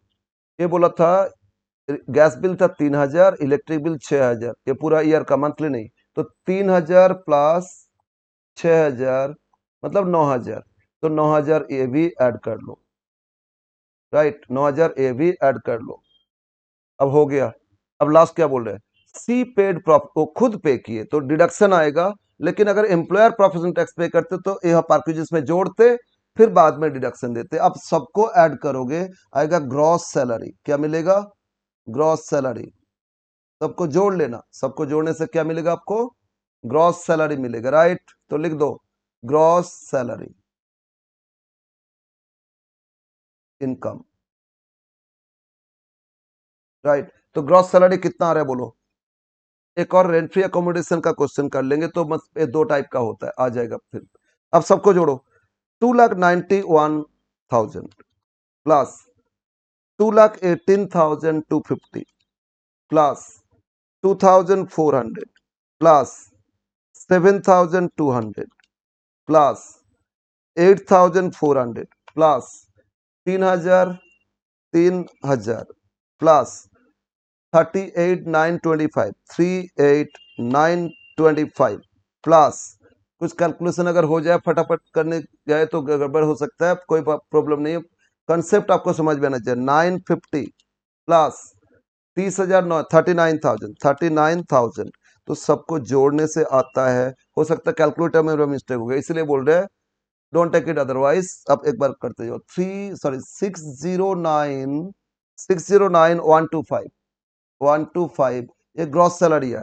अब कुछ यहां से डिडक्शन लेस करेंगे, कुछ डिडक्शन लेस करेंगे। क्या डिडक्शन, एक स्टैंडर्ड डिडक्शन तो 50 मिलेगा ही मिलेगा। क्या एक स्टैंडर्ड डिडक्शन 50,000 मिलेगा ही मिलेगा।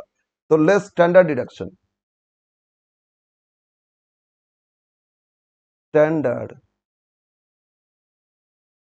डिडक्शन सेक्शन याद है तो लिखोगे अंडर सेक्शन 16 फास्ट ए। ठीक है, पहले से ये सब जो यहाँ तक ग्रॉस किया ना, उसमें 3 सेक्शन था, 17(1), 17(2), 17(3), बट यहाँ से आ गया 16 फास्ट ए। कितना मिलेगा, 50,000, सबको मिलेगा 50,000। तो 50,000 यहाँ नेगेटिव लिख लेते, लेस डिडक्शन। इनको एंटरटेनमेंट मिला था, लिखेंगे, नील आएगा, एक बार लिख लेना, मिला था एंटरटेनमेंट था तो लिखोगे डिडक्शन अंडर सेक्शन 16 सेकेंड। ये फर्स्ट ए था, ये second, only second for entertainment allowance, इनको मिला था इसलिए डिडक्शन लिखोगे। Entertainment allowance to government employ, government employ तो मिलता है, लेकिन ये तो गवर्नमेंट एम्प्लॉय नहीं है बाबू, ऊपर दे देता प्राइवेट फार्म, तो ये नहीं, इसीलिए ठीक है, शुरू में ही मैंने लिख दिए। तो 16 फास्ट स्टैंडर्ड डिडक्शन मिलेगा तो सबको मिलेगा। ग्रॉस सैलरी 50 से ज्यादा हो गया तो पूरा 50 मिल जाएगा। और एंटरटेनमेंट अलाउंस, अगर गवर्नमेंट एम्प्लॉय है तो लिस्ट ऑफ 3 देखेंगे, बेसिक सॉरी कितना इंटरमेंट अलाउंस है, फिर 20% ऑफ बेसिक, फिर एक लिमिट है, वो 3 में से लोएस्ट, बट यहाँ तो नहीं है, छोड़ो अभी। नेक्स्ट एक और डिडक्शन अंडर सेक्शन, ये बस 3 डिडक्शन मिलता है टोटल सैलरी से। Deduction under section 16(3) for professional tax paid, चाहे एम्प्लॉयर पे करे चाहे खुद पे करे, ये डिडक्शन आएगा for professional professional tax paid. Actually pen में रिचार्ज नहीं हुआ ना, बहुत टाइम क्लास एटसेट्रा होते गए, इसीलिए प्रॉब्लम हो रहे हैं, हमको समझ में आ रहा है अब क्यों ये प्रॉब्लम हो रहा है। पर professional tax paid, yes, pen में ही इनका इशू हो रहा है। एक मिनट रुको तो। फॉर प्रोफेशनल टैक्स पेड देखते हैं क्या हो, दूसरा पेन लेके, दूसरा पेन तो काम ही नहीं कर रहा कुछ। फॉर क्या, प्रोफेशनल टैक्स पेड लिख दो,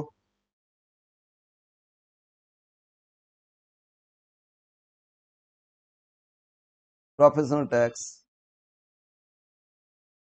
पेड। अब पढ़ो एक बार क्या दिया है ना, 200 पर मंथ प्रोफेशनल टैक्स पे कर रहे हैं, तो 200 इंटू 12 मंथली है ना, तो 2,400, बस ये दो माइनस कर दो, आ जाएगा टैक्सेबल सैलरी इनकम या इनकम फ्रॉम सैलरी। क्या मिलेगा आपको, taxable salary income.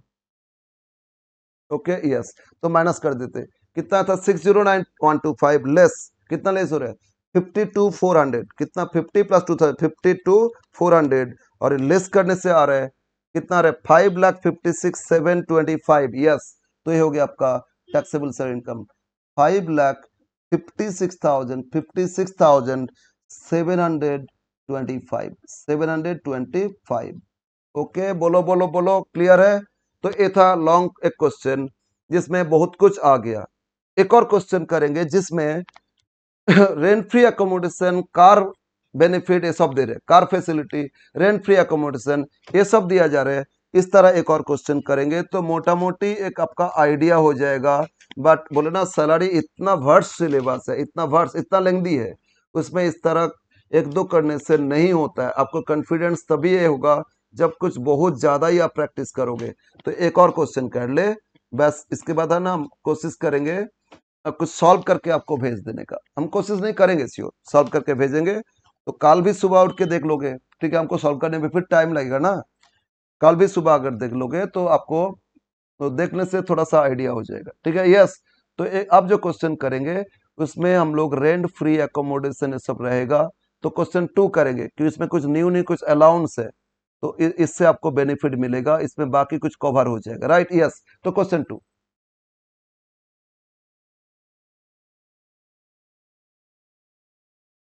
Question number 2, Ghosh, एक मिनट हम देख लेते हैं तो ठीक है ना। Yes yes yes yes yes, एक क्वेश्चन में कितना, 1 घंटा हो गया, सोचो। Question 2, mister Ghosh Roy, A resident Indian, an employee of P Limited, furnish the following information, compute income from salary। Direct start करते, फटाफट स्टार्ट कर देते। तो क्या पूछ रहा है, इनका टैक्सेबल इनकम बताओ।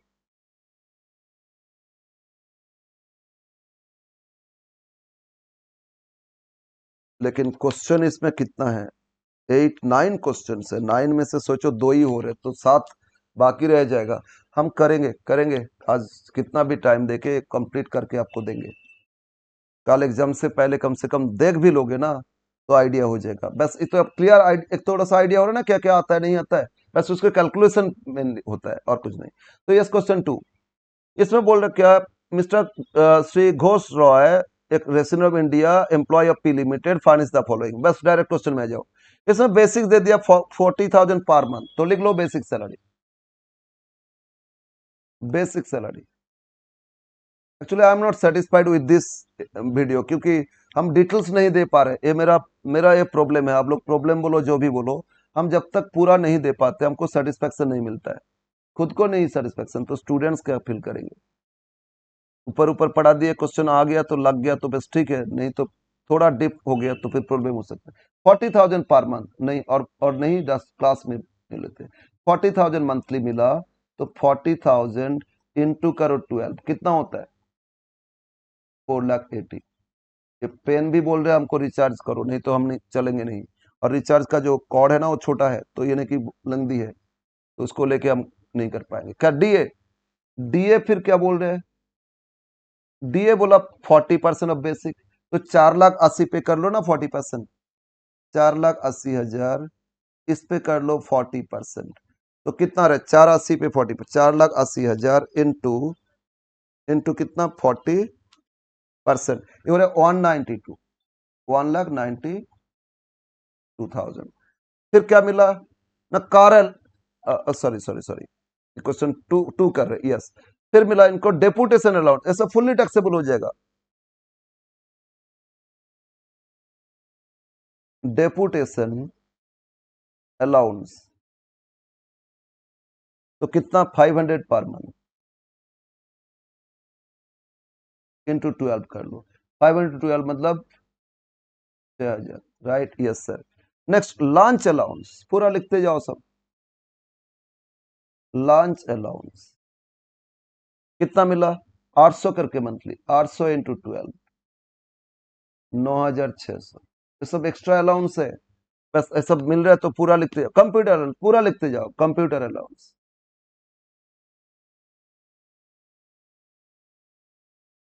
कितना मिला 400 पर मंथ इंटू 12, 12 चरे 4800। फिर अब प्रोविडेंट फंड आ गया, करेंगे। इसके बाद देखते हैं रेंट फ्री एकोमोडेशन, जो सबसे कॉम्प्लिकेटेड पार्ट इसका है। और फिर इनको कार यूज करने दिए तो परक्विजिट्स है, एकोमोडेशन भी परक्विजिट्स है, तो प्रोविडेंट फंड में आ जाते। लिखो employer's contribution to provident fund, पहले ऊपर जितना अलाउंस था लिख लिए। अब इसमें he and his employer each both contributed 15% of his basic, actually यहाँ ना ईच होगा, ठीक है, मतलब बोथ मतलब इसमें ही भी एंड एम्प्लॉयर भी, दोनों ही कितना कंट्रीब्यूट, 15% ऑफ बेसिक। तो लिखो employer's contribution, employer's contribution to RPF, कितना बोलो कंट्रीब्यूट किए, ये बोला contributed 15% of basic and DA, ठीक है ना। तो यस, तो बेसिक डीए तो पता है ना, उसका 15% कर लो, कितना ना 4,80,000 था बेसिक, प्लस डीए 192, डीए कितना 192, जोड़ने से 6 लाख, तो ये हो रहा है 6,72,000, और इस पे कितना परसेंट, 15%, कंट्रीब्यूशन कितना था 50, तो इनटू करो 15%, ये हो रहा है 1,100,800, ठीक है। ये था एम्प्लॉयर्स कंट्रीब्यूशन। इससे लेस क्या करेंगे, 12% ऑफ सैलरी, 12% ऑफ सैलरी, और सैलरी में भी तो बेसिक डीए आएगा। तो इस 6,72,000, इस पे कितना परसेंट, 12% लेस करोगे, तो 6,72,000 इंटू करो 12%, तो हो रहा है 80,640। अब माइनस कर दो, पॉजिटिव इनसाइड लिखना, -100,800, तो आया 20160, राइट। अब इसके साथ जोड़ोगे, क्या जोड़ोगे ना, interest credited to, positive taxable हो जाएगा, interest credited to RPF, credited to RPF in excess of 9.5% per annum, ठीक है। इंटरेस्ट अगर 9.5 से ज्यादा कंट्रीब्यूट हो रहा है वो आ जाएगा। तो देखो इंटरेस्ट कितना बोला, इसमें दिया है, इस क्वेश्चन में दिया था इंटरेस्ट क्रेडिटेड टू आरपीएफ 12% के हिसाब से 6,000, तो यहां दिखाओ 6,000 क्रेडिट हुआ, रेट था 12, डिवाइड करोगे इनटू 12 माइनस 9.5 एक्सेस, ये आ जाएगा ना, मैंने क्या बताए थे, जो interest divide by actual rate divide into actual minus 9.5, तो 2.5 एक्सेस है, तो 6,000 बाई 12 मतलब 500 रुपया होता है। यस 500 इंटू 2.5, 500 2.5 1250, ठीक है ना। 6,000 बाई 12 ये होता है आपका 500 इंटू 2.5 एक्सेस, है ना, यस। तो ये रख 1 2, अब जोड़ लो आउट ऑफ कॉलम, तो 2 1 3 2 3 410, 21,410, ये हो गया आपका perquisite, sorry contribution to RPF including interest, right, yes sir. अब दो चीज और है, एक तो इनको कार दिए थे, एक कार दिए थे, और एक इनको रहने के लिए घर भी दिए थे। तो रेंट फ्री अकोमोडेशन ये करेंगे, रेंट फ्री फर्नीचर भी, फर्निश्ड अकोमोडेशन, तो लिखो rent free furnished accommodation. Next part, rent free इसको अलग से कर रहे हैं, रेंट फ्री फर्निश्ड अकोमोडेशन,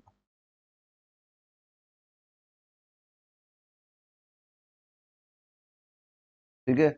इसके लिए नोट करना ही होगा, बिना नोट तो कर ही नहीं सकते, तो नोट 1 यहां लिख देते, इससे पहले तो नोट नहीं था ना, यस, अभी नोट करेंगे बाद में। इसके बाद क्या दिया, और इनको एक कार दिया 1.6 litre, both office and private purpose, यही रहेगा, एक कार इनको दे रहे हैं, और क्या चीज के लिए, both office and private purpose, और इसका कार का कैपेसिटी दे देगा, कहीं पे बोलेगा 16 हॉर्स पावर या उससे कम या उससे ज्यादा, कहीं पे बोलेगा आपका 1.6 लीटर से कम या 1.6 लीटर से ज्यादा, अप टू 1.6 लीटर या 16 हॉर्स पावर या 1600 सीसी, ये तीनों एक ही मेजरमेंट है।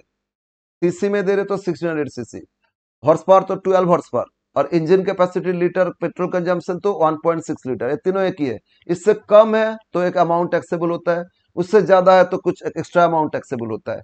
तो इसमें और वही चीज देखेंगे, अगर both private office and private, तो ये कर लेते हैं, लिखो free use of car, free use of 1.6 litre car for both office and private use. तो कितना टैक्सेबल हो जाएगा? अब देखेंगे इसका सारा खर्चा रनिंग एंड मेंटेनेंस कौन पे कर रहे थे।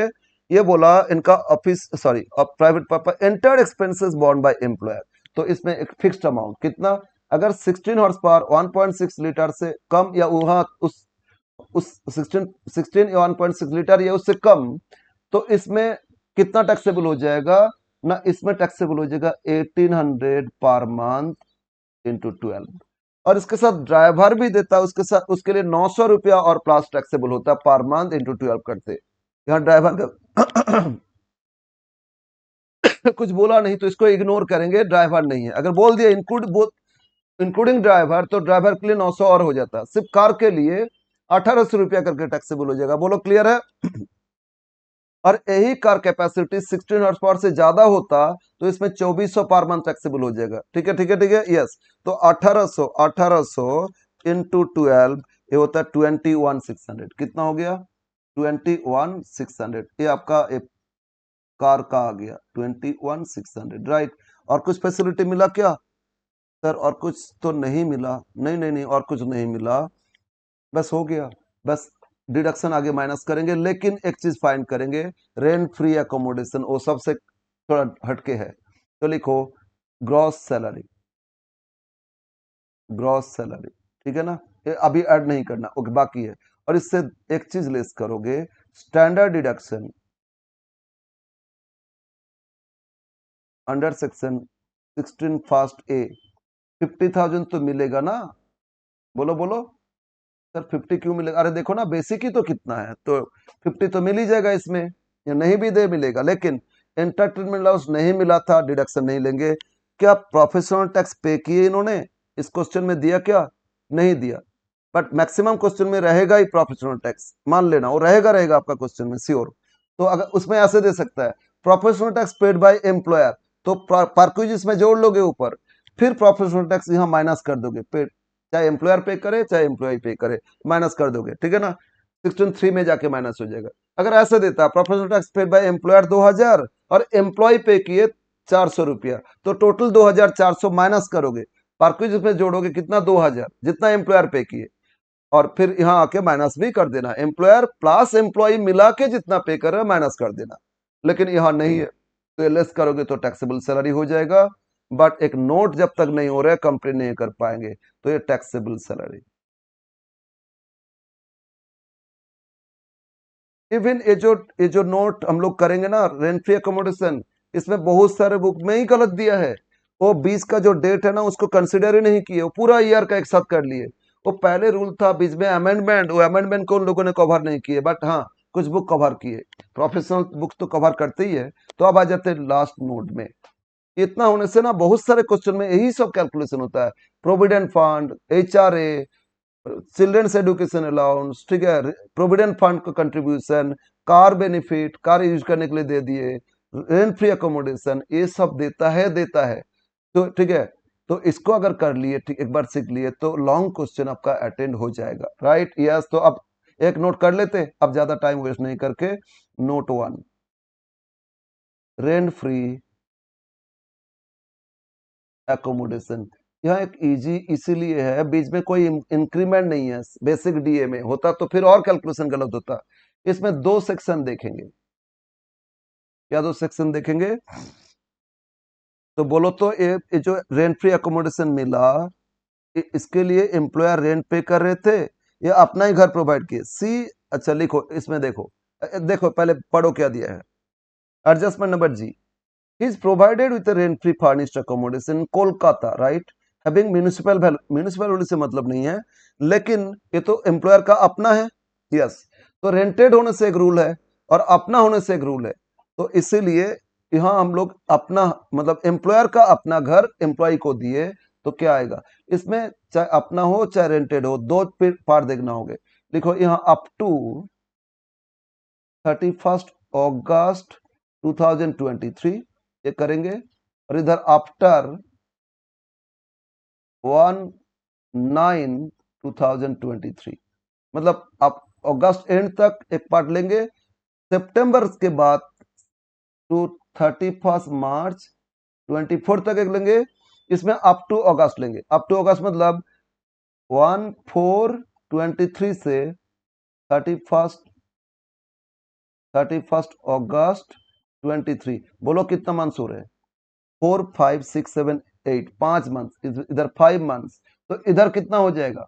19 से तो हो जाएगा आपका 7 महीना, टोटल 12 मंथ्स है ना। यस, तो एक 5 मंथ्स का देखेंगे, इधर 7 मंथ्स का देखेंगे। ओके, अब रेंट फ्री एकोमोडेशन के लिए क्या देखोगे? सैलरी, पहले सैलरी देखेंगे। क्या देखेंगे? सैलरी, यानी चलिए को सैलरी। सैलरी में क्या आएगा? इसमें ना अगर एकोमोडेशन का है 17(1) में ये जो basic DA, deputation allowance, DA part of salary होना चाहिए, इसमें तो मान लेंगे जितना अलाउंसेस मिला था, प्रोविडेंट फंड छोड़ दो, सब कुछ लेना होगा। क्या बोले? जितना भी अलाउंस मिला था सब कुछ लेना होगा, लेकिन इसमें इंक्रीमेंट नहीं है तो इजी है। बट इस अगर इंक्रीमेंट होता ना, क्या करते? दो पार्ट अलग अलग कैलकुलेशन, कितना दिन कितना सैलरी था उसके हिसाब से अप टू अगस्त, इसके बाद आफ्टर अगस्त देखते। बोलो क्लियर है? यस। तो अब आ जाओ बेसिक, सिर्फ ये पार्ट कर लो ना तो उधर पर आ जाएगा, दोनों एक साथ करते जाए। बेसिक यहाँ बोलो कितना था, बेसिक मंथली कितना था बोलो? 40,000 करके, तो 40,000 करके इधर 5 महीना लेंगे तो कितना होता है? 2 लाख। तो इधर कितना हो जाएगा? इधर अब एक बार देख लो, टोटल कितना दिया था? 4,80,000। 4,80,000 में से 2 लाख माइनस कर दो, इधर कहा जाएगा, तो इसमें हो जाएगा 4,80,000 टोटल, इसमें से 2 लाख माइनस कर दो तो 2,80,000 इधर का हो जाएगा। ठीक है ना। डीए, डीए टोटल कितना आया था? 192। एक बार लिख लेते हैं, यहाँ 192 से माइनस करेंगे, 192 से माइनस करेंगे। ऐसे डीए बोला था 40% है ना, तो अच्छा सॉरी, तो ये 40% ही कर लेंगे। 40%, इधर 40% कर लो, तो 2 लाख पे 40% कितना होता है? 80,000 है ना। इधर 2,80,000 पे इंटू कितना? 40%, तो इसमें 1,12,000 हो जाएगा, इसमें भी 40%। समझ में आया? 40% तो इस टाइप का बेसिक उस पर कर लिया, इधर बेसिक पे 40% कर लिया। नेक्स्ट, और कितना सारे अलाउंस था? और क्या क्या अलाउंस था? डेपुटेशन अलाउंस 5 इधर कर लो, दोनों अलग अलग दिखाना होगा आपको। डेपुटेशन अलाउंस कितना मिला था बोलो मंथली? डेपुटेशन अलाउंस इसमें आया था 500 पर मंथ, तो इसमें 500 इंटू 5, 2,500। इधर भी सॉरी, टोटल यह लिख लो ना, 500 इंटू क्या 7, 3,500। ऐसे भी कर सकते हो, बस हमको दो पार्ट का अलग अलग करना है। लॉन्च अलाउंस, डेपुटेशन हो गया, लॉन्च अलाउंस कितना मिला था मंथली? 800, तो 800 इंटू 5, 4,000 हो गया है ना। तो इसमें 800 इंटू 7, 5,600 हो गया। फिर कंप्यूटर अलाउंस, कंप्यूटर अलाउंस तो कितना मिला था बोलो? 400 मंथली इंटू 5, 2,000 है, और इधर हो जाएगा 400 इंटू 7, 2,800। और कुछ अलाउंस है क्या? देखो यहाँ तक प्रोविडेंट फंड नहीं लेना और फैसिलिटीज नहीं लेना, जितना भी अलाउंसेस है, बोनस, फीस एक्सेट्रा, वो सब ले लेंगे, मतलब यहाँ तक। अरे कहाँ गया? यस, प्रोविडेंट फंड नहीं, ये कंप्यूटर अलाउंस तक, 1 2 3 4 5 ये सब आ गया। प्रोविडेंट फंड छोड़ दोगे, अकोमोडेशन पार्क नहीं लेना, ठीक है। यस, तो हम लोग को ये सारा मिल गया। अब जोड़ लेते, इधर का कितना हुआ, इधर का कितना हुआ, अब फिर कैलकुलेशन आएगा। अब तो सिर्फ बेसिक सैलरी को डिवाइड किए। एक्चुअली रेंट फ्री अकोमोडेशन में सैलरी में basic, DA, commission, bonus plus आपका अदर अलाउंस से सब लेंगे जितना टैक्सेबल, एक प्री मतलब अप टू अगस्त लेंगे, फिर आफ्टर अगस्त। बीच में इंक्रीमेंट नहीं था तो इसमें कैलकुलेशन बहुत वैसे हो सकता है इजीली, बट यहाँ ऐसे करोगे, सभी क्वेश्चन में ऐसे कर लोगे, ठीक रहेगा। अब आ जाते क्या करना होगा, टोटल जोड़ो एक बार, टोटल जोड़ लेते हैं। 2,80,000, 2,80,000 प्लस इसमें 2,500, 6 2 4 2 6 2 8,500 प्लस 8,500, तो कितना हो रहा है? 2 लाख। 88,500, ठीक है। ये 80,000, 2 लाख, 2,80,000 था, इधर करो 2,80,000, 2,80,000 प्लस 1,12,000 प्लस कितना 3,500 plus 5,600 plus 2,800 equal to 4,03,900, right. ये दो पार्ट कर लोगे। एक मिनट हमको थोड़ा वेरीफाई करने दो। Divide by 5। हाँ ठीक है, ये हमको सैलरी मिल गया, ये आपका अप टू अगस्त या आफ्टर अगस्त, ठीक है ना। अब क्या रूल से समझते हैं इसमें, अगर रेंटेड अपना ही घर है तो इसमें देखेंगे एक 15% अप टू अगस्त है, 15% ऑफ सैलरी, क्योंकि कोलकाता में है, पॉपुलेशन जहां 25 लाख से ज्यादा है 15% ऑफ सैलरी देखते हैं, 25 लाख से कम है, ठीक है, और अप टू कितना, अप टू आपका 10 लाख टू 25, तो 10% ऑफ सैलरी अपना घर होने से। लेकिन अगस्त के बाद क्या, सितंबर से क्या कर दिए, up to 40 lakh population, sorry 40 से अबव है तो 10% ऑफ सैलरी, और 40 से बिलो तो रेट कम हो जाएगा। इसलिए ना चेंज आ गया, बीच में अमेंड हो गया, तो इसी ईयर आप लोग के लिए प्रॉब्लम है, नेक्स्ट ईयर से प्रॉब्लम नहीं है। तो सैलरी इसमें कितना आया ना, 2,88,500, इस पे करो 15%, लेकिन इधर करेंगे 10% ऑफ सैलरी, अगस्त के बाद वो 10% लेंगे, 10% ऑफ सैलरी,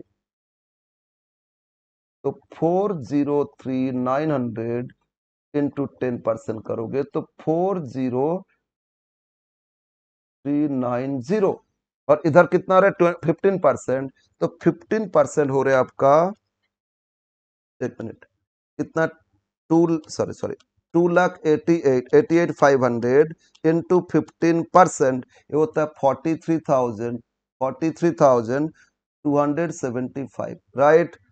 नाउ अगर ये रेंटेड हाउस होता तो इसमें एक और चीज देखते, अगर ये रेंटेड हाउस होता, हम इसमें डिस्कस कर रहे हैं, तो सेकंड ये आएगा नहीं इसमें, ये लिखते फॉर रेंटेड हाउस,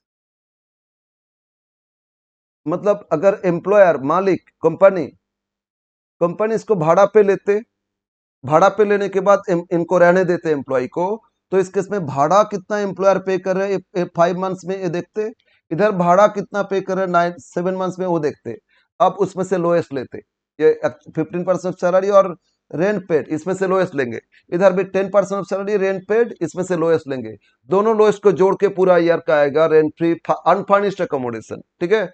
लेकिन यहाँ क्या करते, रेंट पेड बाय एम्प्लॉयर, ये हम लिख रहे हैं आपको, आगे अगर रेंटेड हाउस मिला तो करोगे, rent paid by employer in 5 months, monthly rent कितना पे करे थे इंटू 5, वो लिख लोगे, ये है नहीं इसमें, यहाँ भी रेंट पेड, ये सेकेंड आ जाएगा, रेंट पेड फॉर 7 मंथ्स, और यहाँ लिख लोगे, लेकिन ये रेंटेड हाउस नहीं था तो नहीं आएगा, ठीक है ना। और अगर ये देता तो इसमें से लोएस्ट लेते, अगर देता तो लोएस्ट लेते, और इधर से भी क्या करते, लोएस्ट लेते, बोलो बोलो क्लियर है। बट रेंटेड हाउस नहीं है तो फिर यही चीज लिखना 15%, और सितंबर से क्या हो जाएगा 10%, तो यहाँ तो यही लिखो 43,275, इसमें 4,03,900 अभी बाकी है, इसके साथ इसके साथ एक फर्नीचर भी दिए थे, तो कुछ फर्नीचर दे रहे हैं ना, फर्निश्ड अकोमोडेशन, तो करेंगे। देयरफॉर अब आ जाओ, ये दो पार्ट दिखाए थे ना, अब टोटल करेंगे, तो value of unfurnished, value of unfurnished accommodation, तो दोनों जोड़ लो, 4,3,275 प्लस इधर से है 4,03,900, ये दोनों को जोड़ो, 4 प्लस कितना जोड़ रहे हैं 4,03,900, दोनों जोड़ने से आ रहा है कितना 83,665। अब इसके साथ एक और चीज ऐड करोगे, ये जो फर्नीचर प्रोवाइड किए ना इस घर के साथ, ये जो फर्नीचर दिए उसका 10% जोड़ लोगे, ऐड कर लोगे, 10% of cost of furniture, cost of furniture, अगर फर्निश्ड हाउस दिए 10% ऑफ कॉस्ट ऑफ फर्नीचर, तो फर्नीचर कितना का दिए थे इस घर के साथ, ना दिए थे फर्नीचर, एक मिनट, ये बोला था कहाँ गया, फर्नीचर 25,000 का कॉस्ट था, तो 25,000 का 10%, 25,000 इंटू 10%, तो 2,500 ऐड कर लोगे, तो 25 ऐड करोगे 2,500, तो 83, 85, 86,165, ये हो गया furnished accommodation, taxable furnished accommodation. यही एक पार्ट कितना लेंथी कर दिए, सोचो। पहले एक साथ पूरा ईयर का देखते थे, अब इसमें एक टाइम अमेंडमेंट आया, इसीलिए ये आ रहा है एकोमोडेशन। हो गया ना, 86,165, अब यहाँ लिख लो, ये आ गया नोट 1, 86,165, ठीक है, 86,165, यस। अब सबको जोड़ लो, हो गया बस। अब जोड़ोगे और माइनस करोगे, आ जाएगा। तो अब शुरू से एक बार जोड़ते जाओ। अच्छा आप लोग, हाँ ठीक है, तो 4,80,000 प्लस कितना, 1,92,000 प्लस फिर कितना, 6,000, 6,000, फिर कितना ना, 9,600, 9,600 प्लस कितना, 4,800 प्लस कितना, 21,410 प्लस कितना, 86,165, फिर प्लस कितना ना, 21,600। ये सबको जोड़ने से आ रहा है 8,21,575, और उससे 50 लेस कर दो, 821,575, उससे लेस कर दो 50,000 स्टैंडर्ड डिडक्शन, तो आ रहा है 7,71,575, आंसर क्या दे रहा था, यस 771,575, ये हो गया टैक्सेबल सैलरी इनकम, ठीक है। तो ये इस तरह सैलरी कैलकुलेशन होता है, तो लेंथी होता है, बट हाँ इसके लिए बहुत प्रोविजन है। अभी तो सिर्फ 2 ही क्वेश्चन किए, बाकी क्वेश्चन हम एक काम करेंगे, हम ये अभी अपलोड कर देते, आप लोग इतना देखो, और हम कुछ क्वेश्चन का ना सॉल्व करके पीडीएफ भेज देंगे, तो आप लोग ना उसको देखोगे तो आप आइडिया हो जाएगा। कुछ आइडिया नहीं था तो उसमें प्रॉब्लम हो सकता था, इसीलिए मैंने ये 2 कर दिए। ओके, अब बस मेरे तरफ से और कुछ नहीं कहना है, आप लोग मेहनत कर रहे हो, आप लोग का मेहनत आप ही लोगों को रिजल्ट अच्छा देगा, तो इसीलिए लास्ट डे अच्छा से मेहनत कर लो, और फिर ऑब्वियसली कूल माइंड में जाके एग्जाम में ये करोगे। और एग्जाम में ऑलवेज फास्ट, आपका जो स्टार्टिंग एकदम स्टार्टिंग है ना, उसमें जो आता है ठीक से लगा, अरे क्वेश्चन सब आता है, टेंशन नहीं लेना कि फर्स्ट क्वेश्चन देख लिया, फर्स्ट क्वेश्चन ही तो गड़बड़ आ गया, ऐसा तो किए नहीं, तो टेंशन में पड़ जाता है वो स्टूडेंट्स, नहीं करना। उसमें ऑलवेज एक करोगे, पूरा क्वेश्चन एकदम थोड़ा कूल माइंड से ना देखते जाओ, आगे देखे अरे ग्रुप सी में तो एक क्वेश्चन अच्छा से आता है, ये तो पूरा ऐसे किया हुआ था, अमाउंट थोड़ा चेंज है, तो पर उसको शुरू कर दो।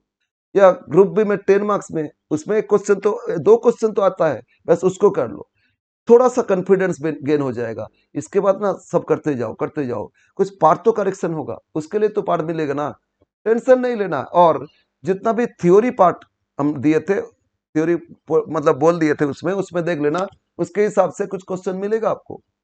बेसिक अपना बेसिक चैप्टर देखोगे, उस फर्स्ट रेसिडेंस और बेसिक, उसमें कुछ है आपका एग्रीकल्चर इनकम कौन सा हेड में आएगा, ये कौन सा पर्सन कौन है, ये सब पूछता है। ये सब अगर आप थोड़ा बहुत पढ़ लिए, आराम से पास तो हो जाओगे, टेंशन नहीं लेना। ओके, तो यहीं पे रखते, आप लोग अच्छा एग्जाम दो, यही मेरा उम्मीद रहेगा, और आप लोग सब अच्छा करो, ठीक है। Wish you all the best once again.